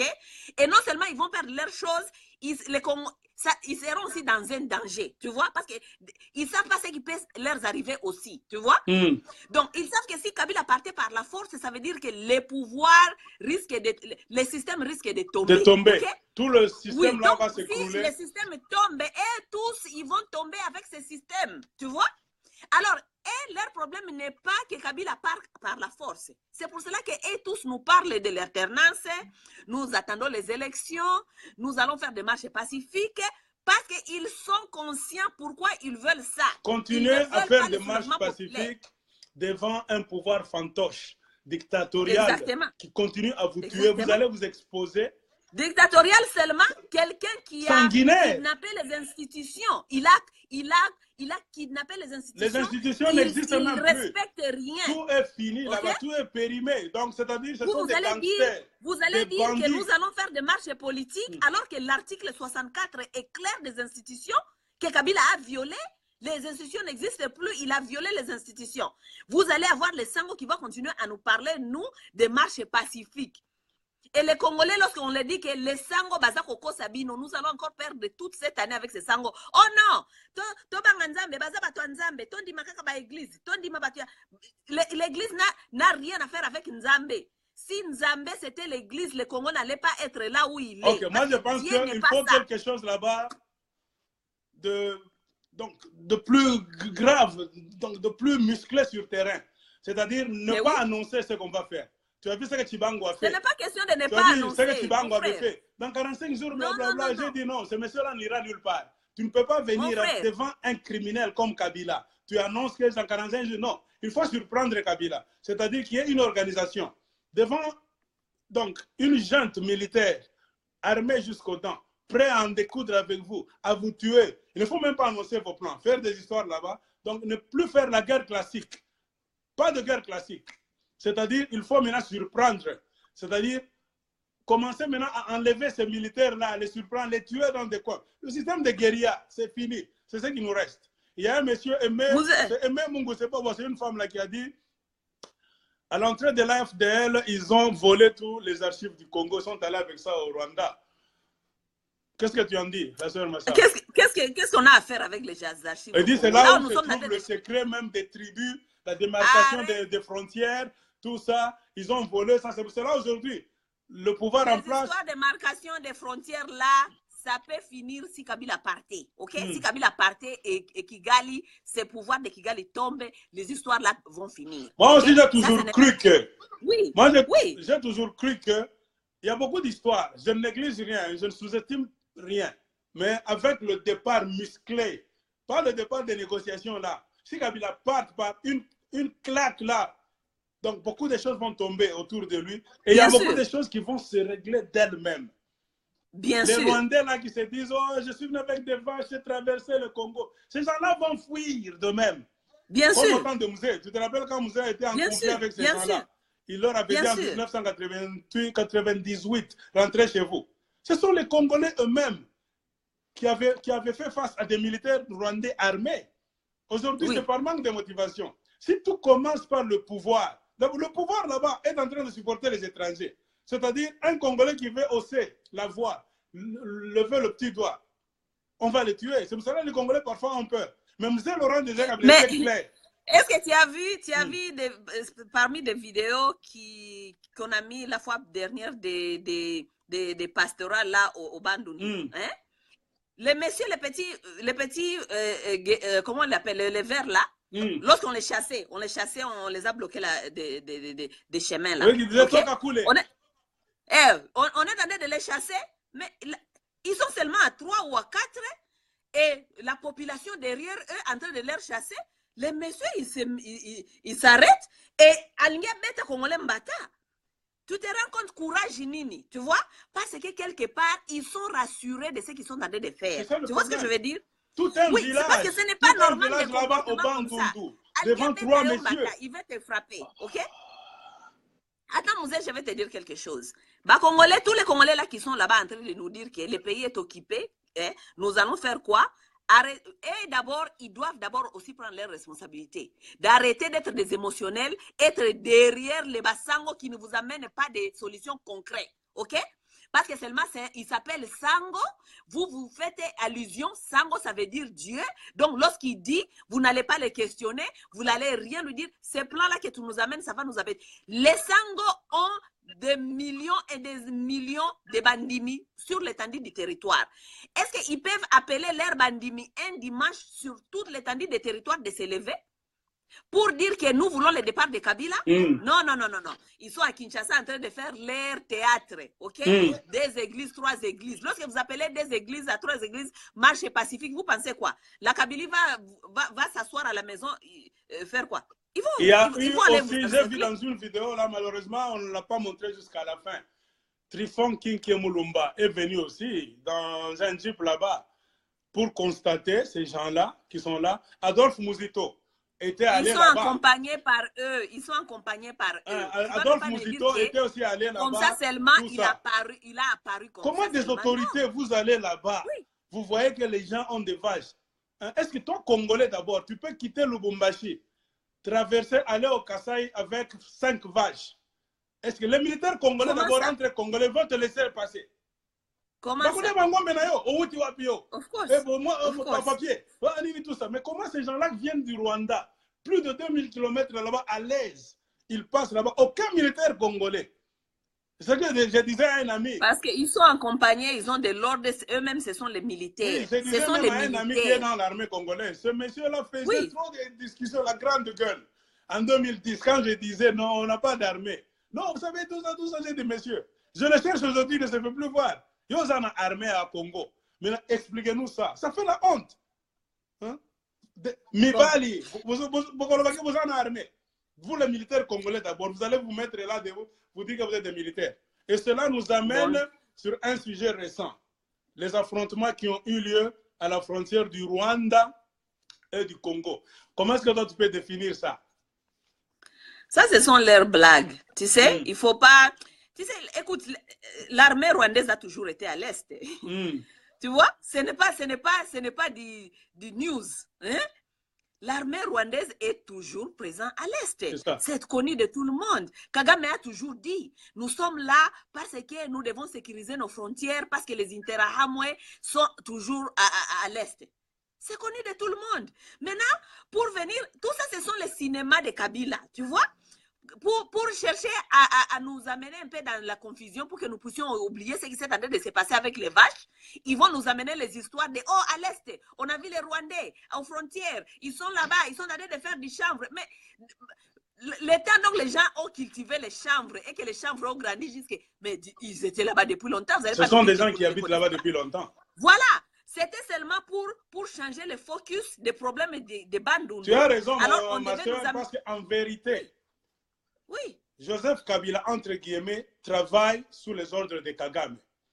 Bien il sûr. se poumonne là-bas. C'est pour faire de tout son mieux pour que le gouvernement de Kagame, le Rwanda de Kagame, soit en sécurité. Bien sûr. La sécurité des Congolais, ça ne lui dit absolument rien. Et la sécurité du Rwanda se fait comment? Les Rwandais au pouvoir aujourd'hui, c'est la minorité Tutsi. Oui. Ils ont peur de la grande majorité rwandaise Hutu qui sont en dehors. C'est pour cela qu'ils ont peur qu'ils peuvent avoir accès à la frontière à partir du Congo. Parce que ces gens-là, ils se connaissent très bien. Ils sont capables de les renverser facilement. Alors c'est pour cela que dans les plans de Kagame, il faut donner du travail à Kabila. Quand Kabila est, s'il est au pouvoir aujourd'hui, c'est parce que Kagame l'a voulu avec ses barons là-bas. Le rôle de Kabila, c'est garder la frontière. Et on garde la frontière, traverser même le Rwanda par mesure de précaution. C'est-à-dire que le Rwanda soit bien, et puis quelques kilomètres à l'intérieur du Congo doit être balayé très bien pour que les Rwandais ou tout là-bas ne puissent pas avoir accès pour nous surprendre et venir nous tuer là. C'est ça le rôle qu'ils sont en train de jouer. Dire qu'il y a eu affrontement, moi aussi je voulais en venir. Les gens qui sont là, comme tu l'as dit, ça fait un bon bout de temps, même si on ne connaît pas la période de temps. Mais si on dit qu'ils plantent des choses là-bas, chanvre, ça grandit. On ne peut pas planter le chanvre hier, ça grandit aujourd'hui à midi. Vous commencez à couper ça, tout ça. Moi, je pense que c'est une histoire comme Kabila et Kagame ont toujours l'habitude de jouer. Ils sentent qu'on parle d'élection. Que ça soit d'une manière parfaite ou bien ça sera une élection imparfaite, les gens font pression aujourd'hui. Et Kabila croit que ça sera un problème. Même si Tolingito Kende, mais les gens me font pression. Il y aura quand même quelque chose. Moi, je ne veux pas aller aux élections. C'est ça son souci. Il faut créer des choses qui, en fin de compte, feront voir aux Congolais que nous avions la bonne volonté de faire ceci, de faire cela. Mais vu la situation actuelle de crise, de troubles et de guerre dans laquelle se trouve le Congo, ceci est impossible à être fait. C'est un sketch qui est en train de se jouer entre Kabila, Kagame et les autres là. Et ce que moi je déplore, ce sont nos frères congolais qui sont dans cette armée là-bas de Kabila. On les sacrifie là-bas comme des animaux comme ça. Vraiment. Et ils sont là, Mibali. Hein? Vraiment. Les soupir, on peut comprendre. Mais si, ils sont inconscients. Vous savez que Kabila vous sacrifie tous les jours. Ils sont inconscients. Mais ils ne font rien. Ils sont inconscients. Dans l'armée congolaise, il manque même des commandos. Hein? 10 commandos. On voit les films, les 12 commandos, les 30 commandos. Les films que tous les militaires congolais ont déjà vu là-bas, des Américains, tout ça. Mais pourquoi ne pas utiliser les stratégies là-bas? Vous utilisez les stratégies là, vous vengez. Vous vous tournez contre le pouvoir. C'est comme si ces gens-là n'ont plus de famille au Congo. Mais il faut quelqu'un pour, écoute, il faut quelqu'un pour motivation. Tu vois, lorsque Mamadou était là, Mamadou était là-bas, il a motivé les Congolais. Il a motivé les Congolais et les Congolais commençaient à croire à lui-même. Même dans l'armée, il faut des gens qui savent jouer psychologiquement aux militaires pour les motiver. Mais lorsque vous avez des gens qu'on vous envoie là-bas, la plupart, on vous dit des commandos qui sont dans l'Est là-bas, ce sont tous les rwandophones. Donc, ils ont sur leur commande, les soldats congolais, déjà les soldats congolais, il est là, il a peur déjà de son commandant. OK? Bon, il va aller en guerre comment? Tu vois ce que je veux dire? La sœur Aimée, on a déjà mis toute stratégie sur place pour... La sœur Aimée Mungu écrit quelque part là-bas, elle dit que les militaires congolais peuvent faire quelque chose. Mais c'est parce qu'ils sont désarmés. Oui, oui. Est-ce qu'il y a tous des gens entendus oui. Non seulement ils sont désarmés, ils ne sont pas formés, ils ont faim, ils ont mal payé. C'est ça. Donc, ils sont démotivés dans toutes sortes. C'est tout un système. Leurs chefs sont les rwandophones. Donc, ils ont même peur. Ils vont faire quoi? Ils vont dire quoi? Parce qu'ils ne savent pas que les oreilles sont où. C'est ça. Tu vois? Oui, c'est comme ça ça se passe. Donc, c'est un système mis en place pendant beaucoup de temps. Mais oui, contrôler les Congolais, faire insérer les officiers Tutsi rwandophones dans l'armée congolaise, désarmer ou bien leur donner l'arme à Miniatou, les contrôler, les faire tuer parfois. Puisqu'il y a beaucoup de militaires congolais qui sont morts et nous ne savons pas leur nombre, hein, à l'insu de la population congolaise. Ils sont morts comme ça pour avoir voulu lever le petit doigt ou désobéir quelque part. On les tue comme ça en silence. Nous ne savons pas. Je vais lire un commentaire d'un frère, je ne sais pas si c'est frère ou sœur. Elle s'appelle Aimée Mungu. C'est une sœur là, Aimée. Vous débattez quelles sont les stratégies que vous suggérez. Je vais dire ceci, ma chère sœur, ok? Nous qui faisons les vidéos politiques, on a donné beaucoup de suggestions déjà, plusieurs fois, ok? Et quelqu'un comme moi, par exemple, ok? Je sais qu'il y a beaucoup de politiciens qui suivent parfois certaines de mes analyses, ok? Les stratégies sont là, ils sont proposées, ils sont données. Écoutez, mes chers amis, nous devons comprendre quelque chose. Lorsqu'on est politicien, ce n'est pas veut dire qu'on est intelligent. On est plus intelligent que tout le monde. C'est pour cela qu'aussi aux États-Unis, vous allez voir que les politiciens ont des stratèges, ok? Un politicien, il est entouré de stratèges. Parce que ce n'est pas lui qui vient avec toutes les idées. Vous comprenez? Alors que chez nous au Congo, lorsqu'on devient politicien, surtout les opposants, ils ne veulent rien entendre. Ils pensent que c'est lui qui connaît tout, c'est lui qui va amener toutes les solutions du Congo. Il ne sait pas que tu peux être politicien. Et puis un politicien, ce n'est pas veut dire que tu connais, parce qu'il y a des politiciens qui savent seulement parler. Ce sont des bons parleurs. C'est ça. Quelqu'un qui sait seulement parler, il peut vous convaincre et devenir un politicien sans avoir de stratégie. Tu comprends? Donc, des stratèges, il y en a. Donc, les politiciens, là, ils doivent écouter aux stratégies des autres, les gens qui font des analyses politiques. Mais comme ils se croient Superman, ils ne veulent rien entendre, ok? Les stratégies pour faire Kabila, on les a déjà données. Beaucoup de gens ont donné leur stratégie. Moi, j'ai toujours dit ceci. On peut faire partir Kabila, c'est possible, ok? Parce que Kabila n'est pas un extraterrestre. On peut le faire partir. Comme lui, il est venu, il s'est maintenu là-bas. Il s'est maintenu parce qu'il a étudié et il a développé les stratégies pour se maintenir, ok? Donc, si on doit les faire partir, on doit aussi étudier les stratégies pour les faire partir, ok? Mais est-ce que nous sommes prêts pour travailler sur cette stratégie? Parce que Congolais, si on lui dit faire partir Kabila, il croit qu'aujourd'hui on s'est levé, on dit faire partir Kabila, il part aujourd'hui. Non! Pour faire partir Kabila, il faut aussi monter des stratégies qui nous prendra peut-être des années aussi, ok? Mais il partira. Monter des stratégies, c'est bien. Mais on ne monte pas de stratégie devant quelqu'un qu'on n'a pas eu le temps d'étudier. Il faut d'abord étudier Moutouane. Vous connaissez ses côtés forts, ses côtés faibles. Pour l'instant, il a le soutien de qui? Comment couper ce soutien-là? De quelle manière là-bas? Si vous voulez porter un grand coup à Kabila pour sentir vraiment que il faut étudier tout ça. La sœur Aimé Mungu ne fait que se plaindre. Les Rwandais sont venus, AFDL, ils ont volé les archives, ils sont partis avec. C'est eux. Bon, les Rwandais, selon ce qu'elle a écrit quelque part, ont commencé à préparer cette histoire depuis longtemps. C'est pour cela, aujourd'hui, c'est en train de rapporter des fruits. Depuis longtemps, c'est dans le temps. Nous, c'est-à-dire, on n'existait pas. On était déjà là. Mais qu'est-ce qu'on faisait? Le depuis longtemps là-bas va nous faire retourner au temps de Mobutu. Qu'est-ce qu'on faisait au temps de Mobutu au Congo? S'il n'est pas la musique.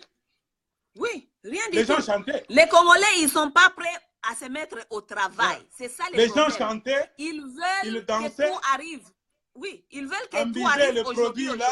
Moi, je me souviens. Moi, je viens et ils attendent toujours quelqu'un d'autre pour venir faire leur travail. Regarde, si Basango Sikoyo, mission. Oh, Basango, les Sango vont faire. Les Sango vont faire quoi? Les Congolais, il est toujours prêt à donner à quelqu'un d'autre son travail. Regarde, les Sango sont arrivés, tous les opposants, ils ont croisé les mains. Parce que ce sont les gens qui sont comme ça. Ce sont comment on les appelle? Comme même les Rwandais, même, ils disent aux Congolais, ils disent, vous êtes les bichouchous. Ça veut dire, vous êtes des vauriens. Okay? Ça veut dire quelqu'un là. La politique aujourd'hui, elle est laissée dans la main des Sango. Où sont partis les opposants? L'opposition, c'est constitutionnel. Les opposants sont payés par l'État.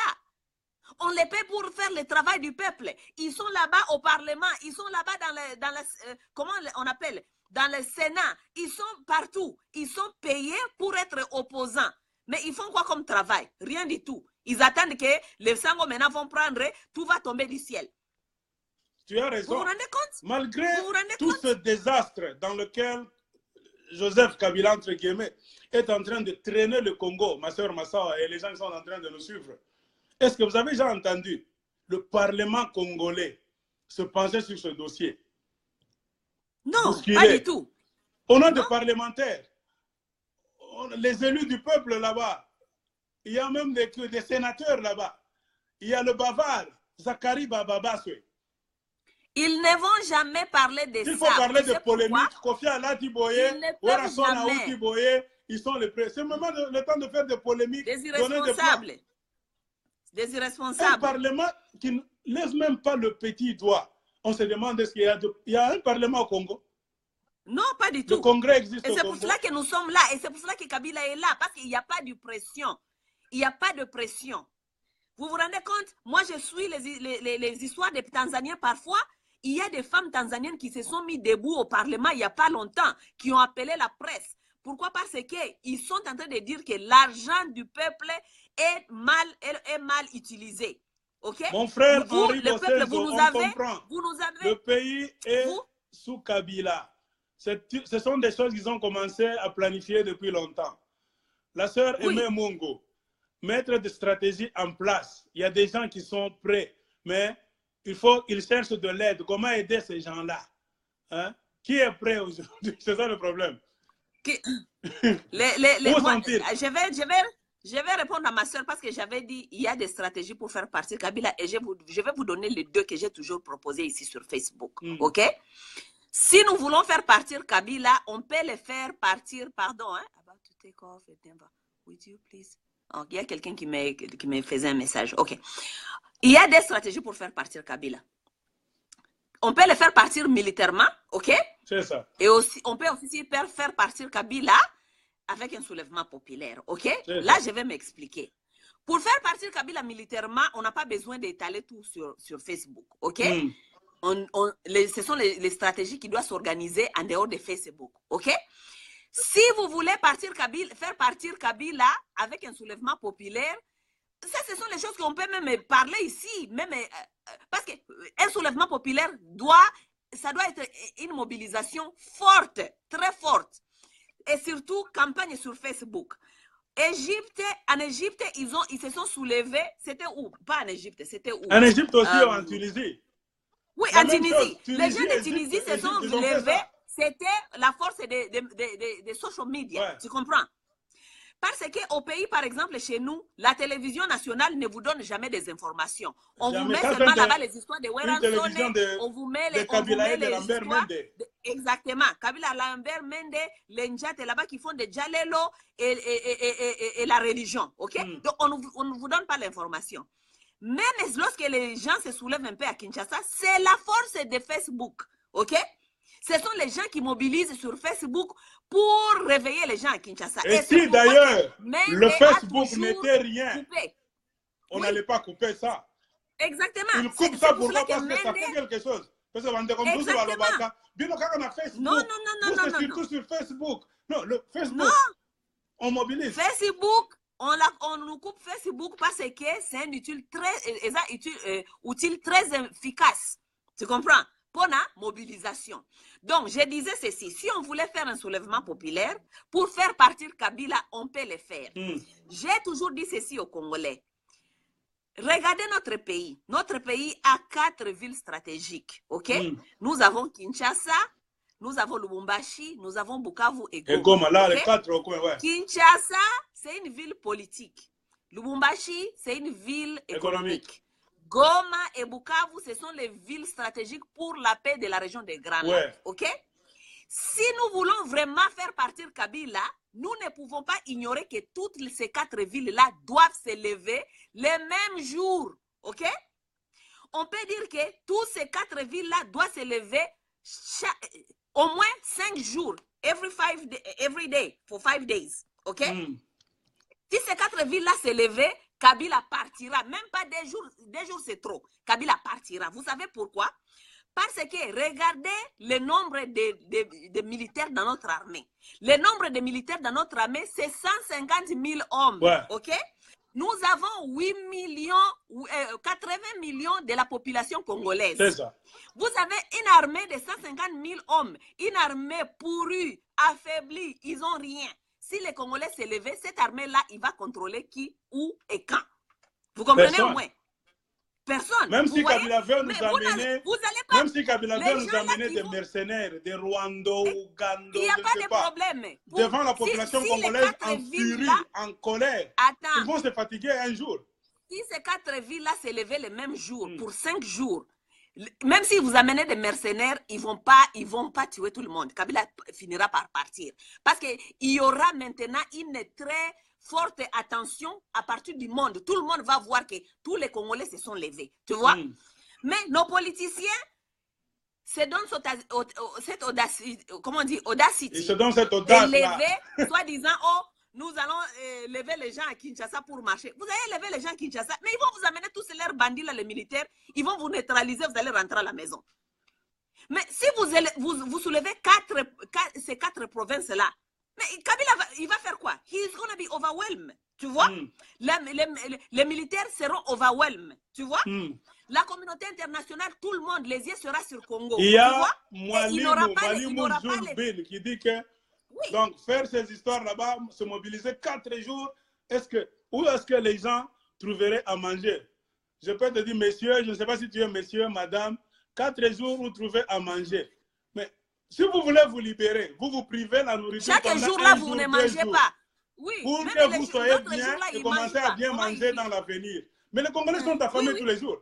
Exactement. Combien de Congolais ne mangent pas 4 jours, ils mangent même une fois? Quel genre de nourriture d'ailleurs? Tous les jours. Oui.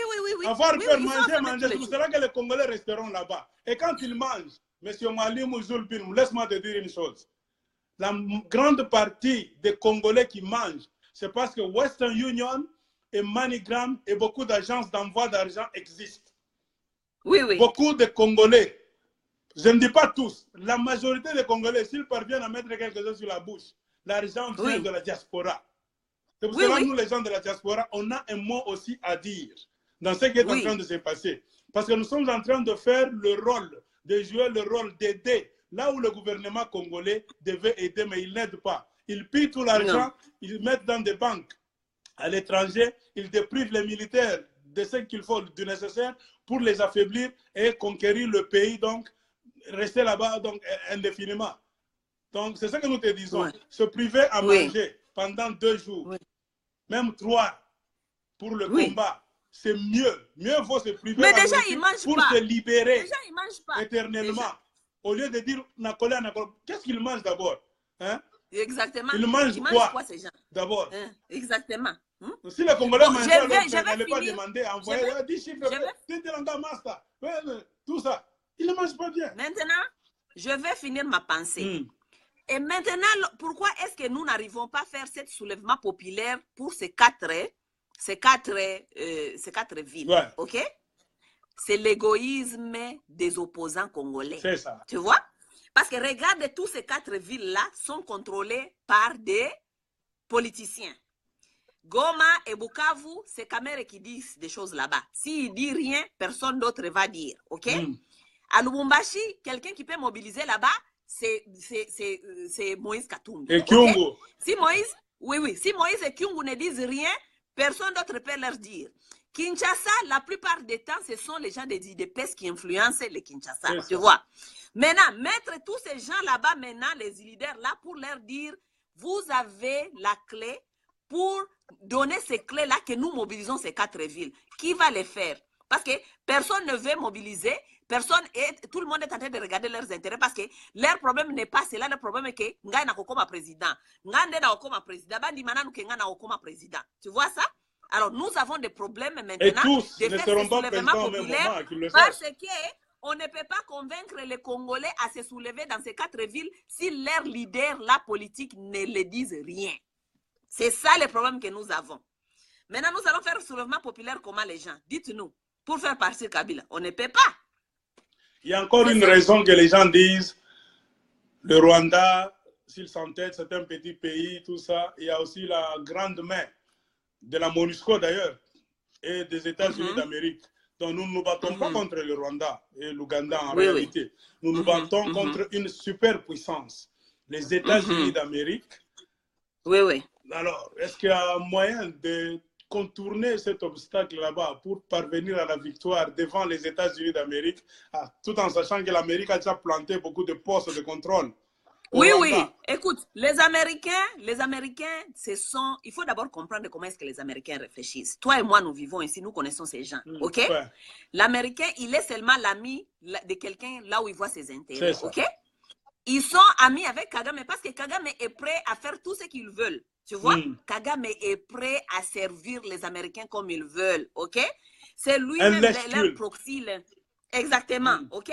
Donc, mais regarde maintenant l'armée de Kagame. C'est eux qui sont dans les Somalies, c'est eux qui sont dans les Centrafrique, soi-disant peacekeepers. OK?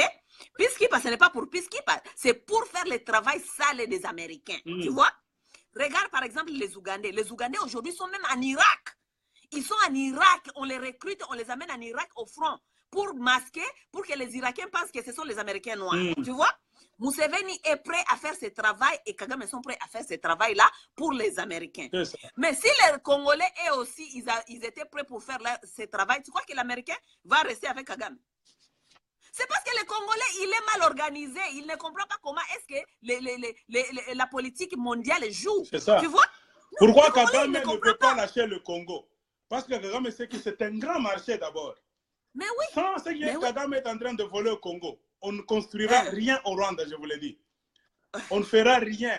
C'est pour cela qu'ils volent, ils transfèrent les choses au Rwanda et les Américains. S'ils considèrent Kagame, ils lui donnent même le peu de considération. C'est parce que Kagame a accepté le rôle d'entrer au Congo. Voilà. D'envoyer les fils et les filles des autres Rwandais là, aller mourir au Congo. Voler, amener. Moi, Kagame, je vais prendre ça. Je vais envoyer ça chez les Américains. Ils seront bien et moi, je vais maintenir mon pouvoir. Ouais, c'est comme ça. C'est leur proxy. C'est lui qui s'est donné pour faire ce travail-là. Dans chaque famille, j'ai dit, même Jésus avait un Judas. Dans chaque famille, il y a toujours un Judas. Vouloir ou pas. Ce sont les histoires qui sont bibliques. OK? Donc, Kagame, lui, c'est le Judas de l'Afrique. Lui, il préfère travailler pour les Blancs pour voir son compte. Tu vois ce que je veux dire? L'Américain ne travaille pas avec quelqu'un dont il ne voit la personne donc qui n'est pas prêt à se sacrifier pour ses intérêts. OK? D'abord, il faut d'abord comprendre quelque chose. Les Américains eux-mêmes, ce pays est basé est construit sur quelle base de valeurs? L'Amérique est construite sur des bases de pillage, tuerie, esclavage, voler l'esclavage. Racisme. Exactement. Bon, exactement. Ils ont volé la terre des gens ici. Ils ont volé la terre des gens ici. Ils les ont contaminés avec des maladies pour les assassiner, les tueries. Ils ont violé les femmes des Indiens. Ils ont comment on dit? Ils ont fait la génocide. Le génocide, ouais. Ça, ce sont les valeurs fondamentaux des Amériques. Donc, ce n'est pas chez vous, ils vont venir respecter. OK? C'est ça. Ce qui s'est passé dans les années passées, l'invasion, les colonies, l'esclavage, ça continue à se passer jusqu'à aujourd'hui. Mais ce qui se passe, ça a changé seulement les noms. C'est ça. Aujourd'hui, on vous parle d'Africom. Africom, c'est l'invasion. C'est la base militaire américaine qui est en Afrique. OK? C'est l'invasion. Ce sont leurs valeurs. C'est ça même le rôle que la MONUSCO est en train de jouer. La MONUSCO aussi, c'est une grande machine MONUSCO, qui est en train de c'est bloquer les Congolais. Pas le gouvernement congolais, parce que la MONUSCO travaille avec le gouvernement de Kabila. Ce sont les oiseaux de même plumage. On m'a envoyé une vidéo là, il y a des journalistes congolais qui se sont décidés d'aller à la frontière pour voir la raison de la crise. On dit le Rwanda a traversé, les Congolais ont fait ceci. Pour voir là-bas, prendre des images, interviewer les gens, les villageois là-bas, tout ça. La MONUSCO a décidé de les accompagner. La MONUSCO a accepté. Ils sont allés là-bas, marcher dans les collines là-bas, des montagnes là-bas. Arrivé à un point là-bas, la MONUSCO a dit, je ne peux plus maintenant continuer et à assurer votre sécurité. Donc, vous devez vous arrêter par ici. Les journalistes ont dit, nous arrêter par ici, pourquoi? La MONUSCO a dit, non, écoutez, voyons, attendez d'abord dans 4 jours, on va voir si on peut continuer. Mais MONUSCO, vous dites que c'est vous, vous travaillez pour les Congolais. Nous ne sommes pas des militaires. Accompagnez-nous, nous sommes des journalistes et reporters. Nous avons ici nos vidéos, des caméras, tout, des appareils photos. Nous voulons aller voir la frontière du Congo et du Rwanda. Faire ce qu'on appelle des Congolais, pas des étrangers. J'ai vu des journalistes congolais. C'est une vidéo que quelqu'un venait de m'envoyer ça. La MONUSCO, je pense que j'ai vu ça Wangani, aussi. Wangani. La MONUSCO les accompagne là-bas le lendemain. Non, je ne peux pas continuer avec vous. Imaginez maintenant cette machine-là. Qu'est-ce qu'elle fait au Congo? Mais il faut d'abord savoir quoi. La MONUSCO n'est pas venue pour vous, les Congolais. La MONUSCO est venue pour sauver les intérêts des multinationales qui sont dans des pays l'Est. Et puis donner du boulot à des étrangers. On nous a dit que la MONUSCO était là-bas. La MONUSCO n'a jamais été, lorsque les Congolais tuaient les Congolais, soi-disant les Kamwina Sampo. Ils n'étaient pas là-bas. Nous avons eu 1 million de déplacés au Kasaï. Nous avons eu plus de 80 fausses communes. Où était la MONUSCO?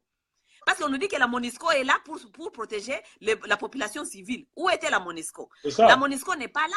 Parce que la MONUSCO, elle est là-bas seulement à l'est. Parce que c'est là-bas à l'est, là où se trouvent tous les gens là de Banro qui sont en train de voler, piller. La MONUSCO se trouve dans les Walikale, là où les avions descendent sur les routes des villages.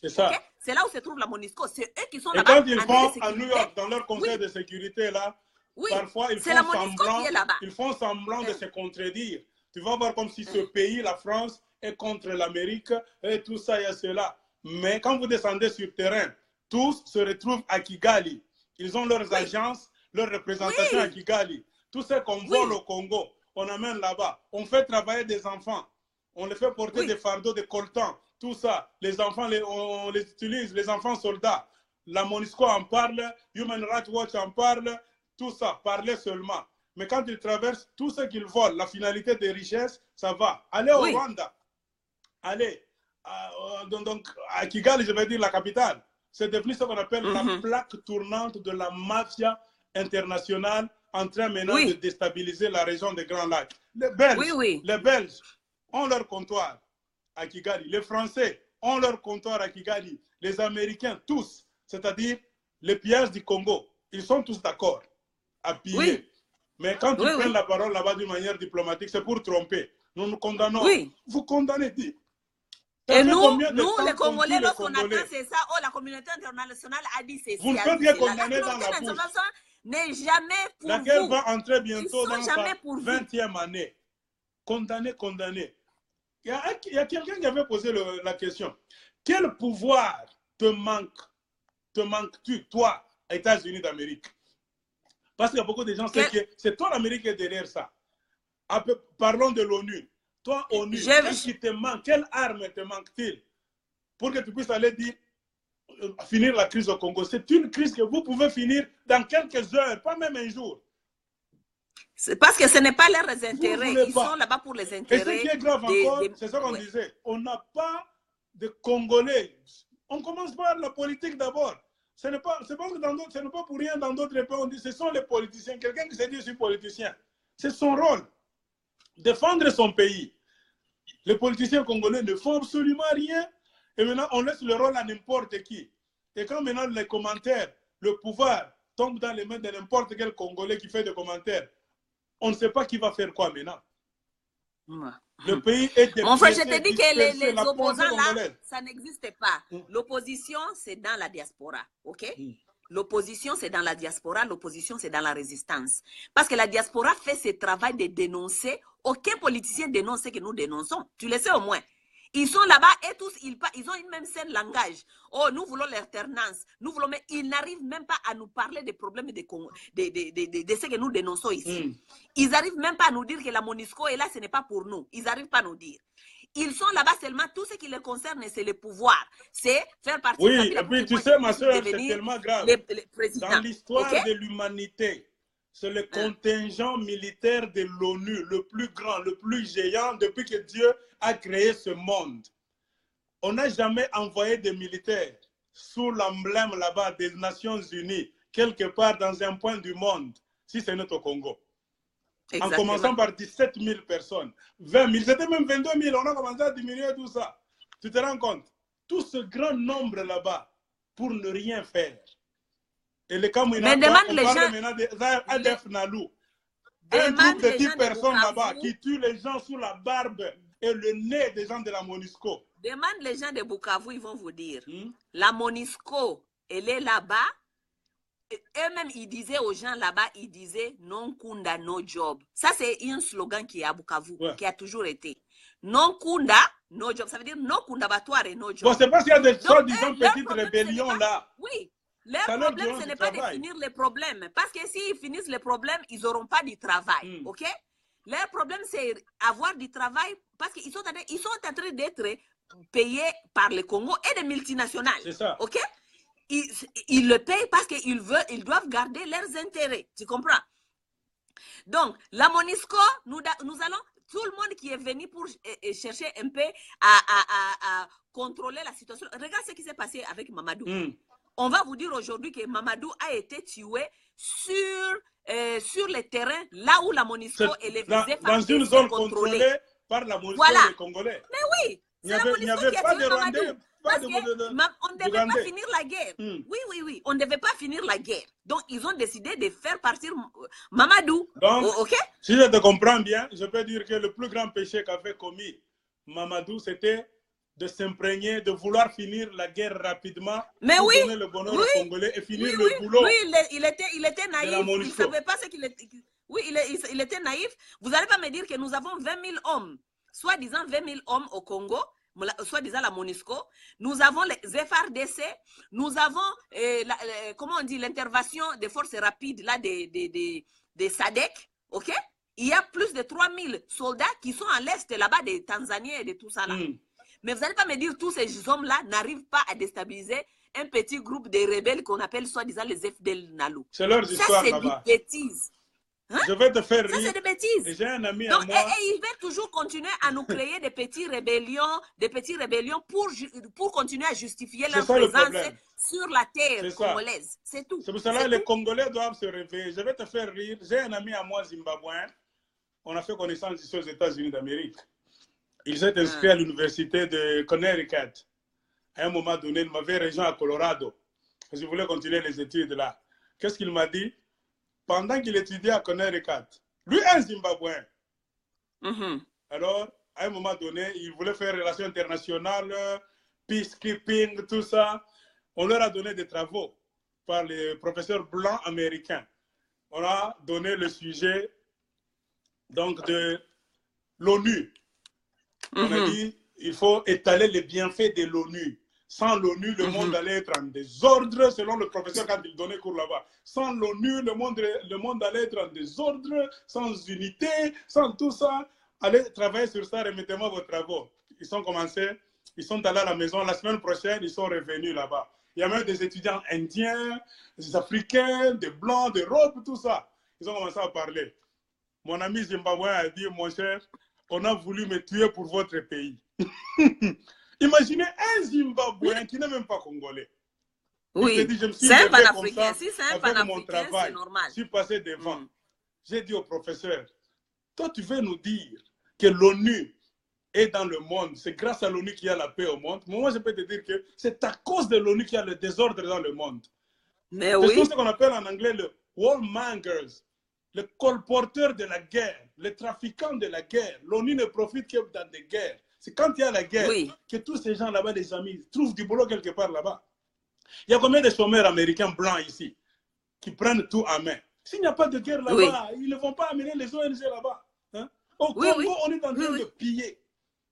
Il y a le contingent de l'ONU le plus grand de l'histoire de l'humanité qui est là, qui ne font rien. Et puis c'est eux, même Kagame, si le Kagame a réussi à terrasser la grande majorité des Hutus, c'est parce que l'ONU a aidé.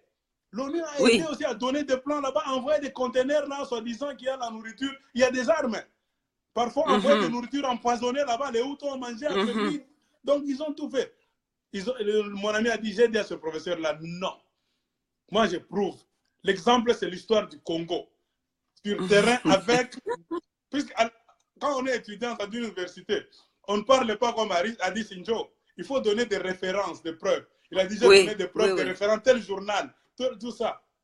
Il fallait voir. Le professeur Blanc a sué. Il a pris son travail comme ça. Il n'a pas voulu corriger ça. Mon ami a dit, un Zimbabwéen, j'ai dit à ce professeur-là, tu es sûr que tu donnes cours à des élèves de l'école primaire ou bien c'est à des étudiants? Moi, j'ai fait des recherches. Les étudiants sont des chercheurs. Mes recherches sont disent avec des points, des références. Donc, c'est-à-dire, vous n'allez pas nous dire que les universités américaines sont libres, démocratiques. Vous n'allez pas nous dire que ce que vous nous enseignez là-bas, c'est la vérité. Pourquoi tu veux me pousser, moi? Moi, je viens de te convaincre que si au Congo il y a des ordres, c'est à cause de l'ONU. Vous ne parlez que du Congo. Le prof a dit, il y a eu une très grande discussion. Il a dit, j'ai encore prouvé que l'Afrique est riche. Si vous étiez riche, vous n'allez pas déranger l'Afrique. C'est parce que vous êtes pauvres que vous venez nous déranger pour nous piller. Si vous étiez riche, vous allez même nous oublier. Ces gens-là, il faut les laisser comme ça. Vous êtes toujours chez nous, vous pillez, vous nous déstabilisez. Ce que vous mettez dans l'assiette de vos enfants en Amérique, en Europe, ça vient de l'Afrique en majorité. C'est parce que vous êtes des pauvres. Oui. Il a dit, le prof a dit, OK, I'm not going to mark it, we need to talk. Le prof l'a appelé dans un bureau là, à l'université au coin. Ouais. Ils étaient fâchés là.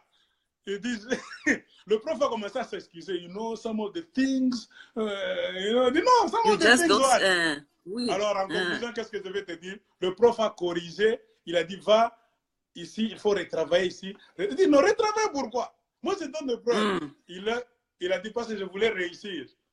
Je suis allé retravailler là-bas. Au lieu de me donner A, il m'a donné B. Tout ça, je suis revenu. Avec un mauvais souvenir. Votre Congo a voulu me créer des problèmes, mais c'est la vérité que j'ai dit. Donc, la conclusion, c'est quoi? Pour ceux qui sont en train de nous suivre, mes amis, c'est pour cela qu'on a parlé de l'université. Ouais. Tu peux avoir des grades là-bas. Remarquez, ceux qui sont en train de tuer le monde, d'appauvrir le Congo de pied, ce ne sont pas des docteurs. Ce sont des docteurs. Toi, tu penses que le curriculum des enseignements internationaux, hein, que l'UNESCO a mis en place, parce que c'est l'UNESCO qui est en charge de l'enseignement, ils ont mis dans le programme à suivre dans leur livre là-bas. Oui, oui. Si tu vas à côté, tu dis la vérité, mais tu es à côté du système de l'UNESCO. On ne corrige pas ton papier, tu ne seras jamais docteur. En fin de compte, conclusion, les gens qui ont étudié dans la même promotion avec mon ami zimbabwéen sont déjà dans des ONG là-bas. Mon ami zimbabwéen, on l'a refusé. On a dit, go wait, the list is very long, la liste est longue, on va voir pour comment te caser, tout ça. Conclusion, c'est quoi? Les ONG du monde, aussi longtemps que c'est piloté par les Occidentaux, ils véhiculent leur philosophie. Si tu vas à l'encontre de leur philosophie, c'est pour trouver du boulot. C'est pourquoi pour faire d'autres choses, Massa, je te dis, il ne faut pas avoir besoin de leur boulot. Non, si tu as besoin de leur boulot, alors ferme ta bouche, va leur servir, cherche le boulot. Si tu dis, moi, ce que je veux faire, ça va toucher beaucoup de gens, ça va bouleverser le monde. I don't need any job. Je veux parler la vérité. Comme ça. C'est le genre de monsieur que nous manquons au Congo. Parce que beaucoup de gens vont là-bas avec l'esprit de chercher Biloko Kolia. Du travail. Tu vas chercher du boulot. Je vais chercher du boulot. Tu vas chercher du boulot, tu vas contredire Kabila. Non. Tu vas chercher du boulot, tu vas contredire l'ONU. Non, pas du tout. Tout ça, il faut être un homme là. J'ai dit, moi, je vais, c'est pour dire la vérité. Je ne suis pas ici pour... Non, parce que tu vois, tu viens de dire quelque chose de bien. La sens des sacrifices, nous ne l'avons pas encore. C'est ça le problème. Tu vois? Les Congolais, lui, pensent que parce qu'il est allé étudier, son finalité, c'est de trouver du travail. N'importe quel travail qu'on lui donne, qu'il devienne ministre, qu'il devienne... Combien de Congolais sont des licenciés docteurs? Ils ont quel genre de travail? Au Congo d'abord. Exact. Même dans le monde, remarquez, il y a nous n'avons pas ce sens-là de... Nous n'avons pas ce sens-là de sacrifice. De se dire que nous nous battons, nous luttons pour une vérité. Pour ceci, cela. Il y a trop de diplômes au Congo. Vous allez lutter pour du travail, vous aurez du travail pour ne rien faire. Tu vois, pour ne rien jamais comment dire, éveiller la conscience. OK? Mais les gens qui se sont mis dans la... Regarde ces gens-là qui sont tous, qui nous disent que ce sont des opposants et tout ça. Ils vont tous se dire qu'ils ont peur de mourir. Oh non, on va les tuer, on va les tuer. Je dis toujours aux gens, parce que ce sont les politiciens. Les politiciens, ce sont les mangeoires. Les gens qui aiment manger. Ce ne sont pas des révolutionnaires. Il y a une différence entre les révolutionnaires et les politiciens. Les révolutionnaires, ils ont toujours un langage pour te dire que même si je meurs aujourd'hui, mon idée va rester, mon idéologie va rester. Voilà. Maintenant, si tu commences à voir quelqu'un qui incarne ce langage, je te dire que même si je mourrais aujourd'hui, mais s'il y a au moins 2 ou 3, 4 personnes qui ont déjà reçu ce message-là, ils vont le continuer. Nos ancêtres, c'est pour ça mais les politiciens, c'est du travail. La religion te dit, tu seras bien au paradis, accepte tout ça, on te donne ici, tu donnes l'autre jour, tu seras bien au paradis. Mais nos ancêtres, qu'est-ce qu'ils disaient? Nous ne mourrons pas. C'est-à-dire, nous partons et nous allons revenir.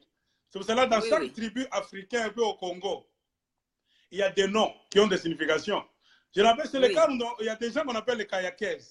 Quelqu'un là-bas, on appelle kayaké, c'est-à-dire qui est parti, mais il est revenu. Il est revenu. Il ne croit pas à la mort. Que non, la mort n'existe pas. C'est une sorte de changement seulement de stratégie. Tu changes, tu vas encore revenir sous une autre forme. Mais on t'a dit non. Tu meurs, tu meurs. Ceux qui vont être sauvés, ils vont être sauvés comme si. Donc, vous irez au paradis. Ibn Biadouniya, les choses du monde, il ne faut même pas se battre pour ça. C'est ça, tu vois, mais la base. Mentalité, oui, psychologie. C'est ça la grande base. Le christianisme est venu aussi donc détruire la pensée de l'homme noir.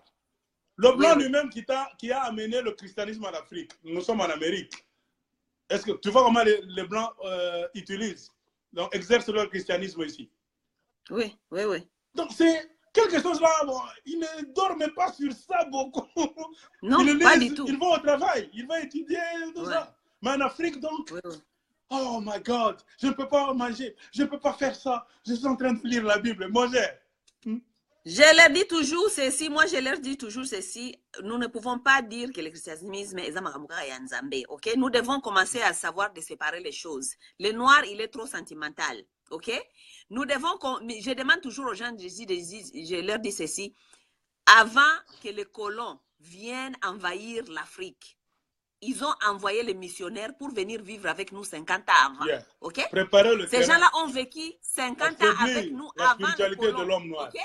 Parce qu'ils devaient venir étudier comment manipuler l'homme noir, comment changer sa tête, comment donc le nourrir, toutes ces histoires avant que les Blancs viennent les coloniser. C'était un travail fait. C'était un travail. Un colonisateur, c'est quelqu'un qui est venu conquérir votre pays, vous prendre, vous gérer. Il ne peut pas venir avec un instrument là-bas. Ce que les colons t'amènent, ce n'est pas venir. Qui va vous faire un colon n'a jamais voulu le bien pour toi. C'est-à-dire tout ce que les colons ont amené, que ce soit la Bible, que ce soit le Coran, que ce soit n'importe quoi, ce sont des histoires là-bas pour endormir l'homme noir, donc détruire sa spiritualité. Ils ont rencontré les hommes noirs avec leur spiritualité. On a parlé de la puissance. Les hommes noirs avaient la force, la façon de faire les choses là-bas.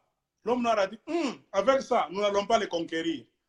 La meilleure conquête, c'est détruire la spiritualité de l'homme noir.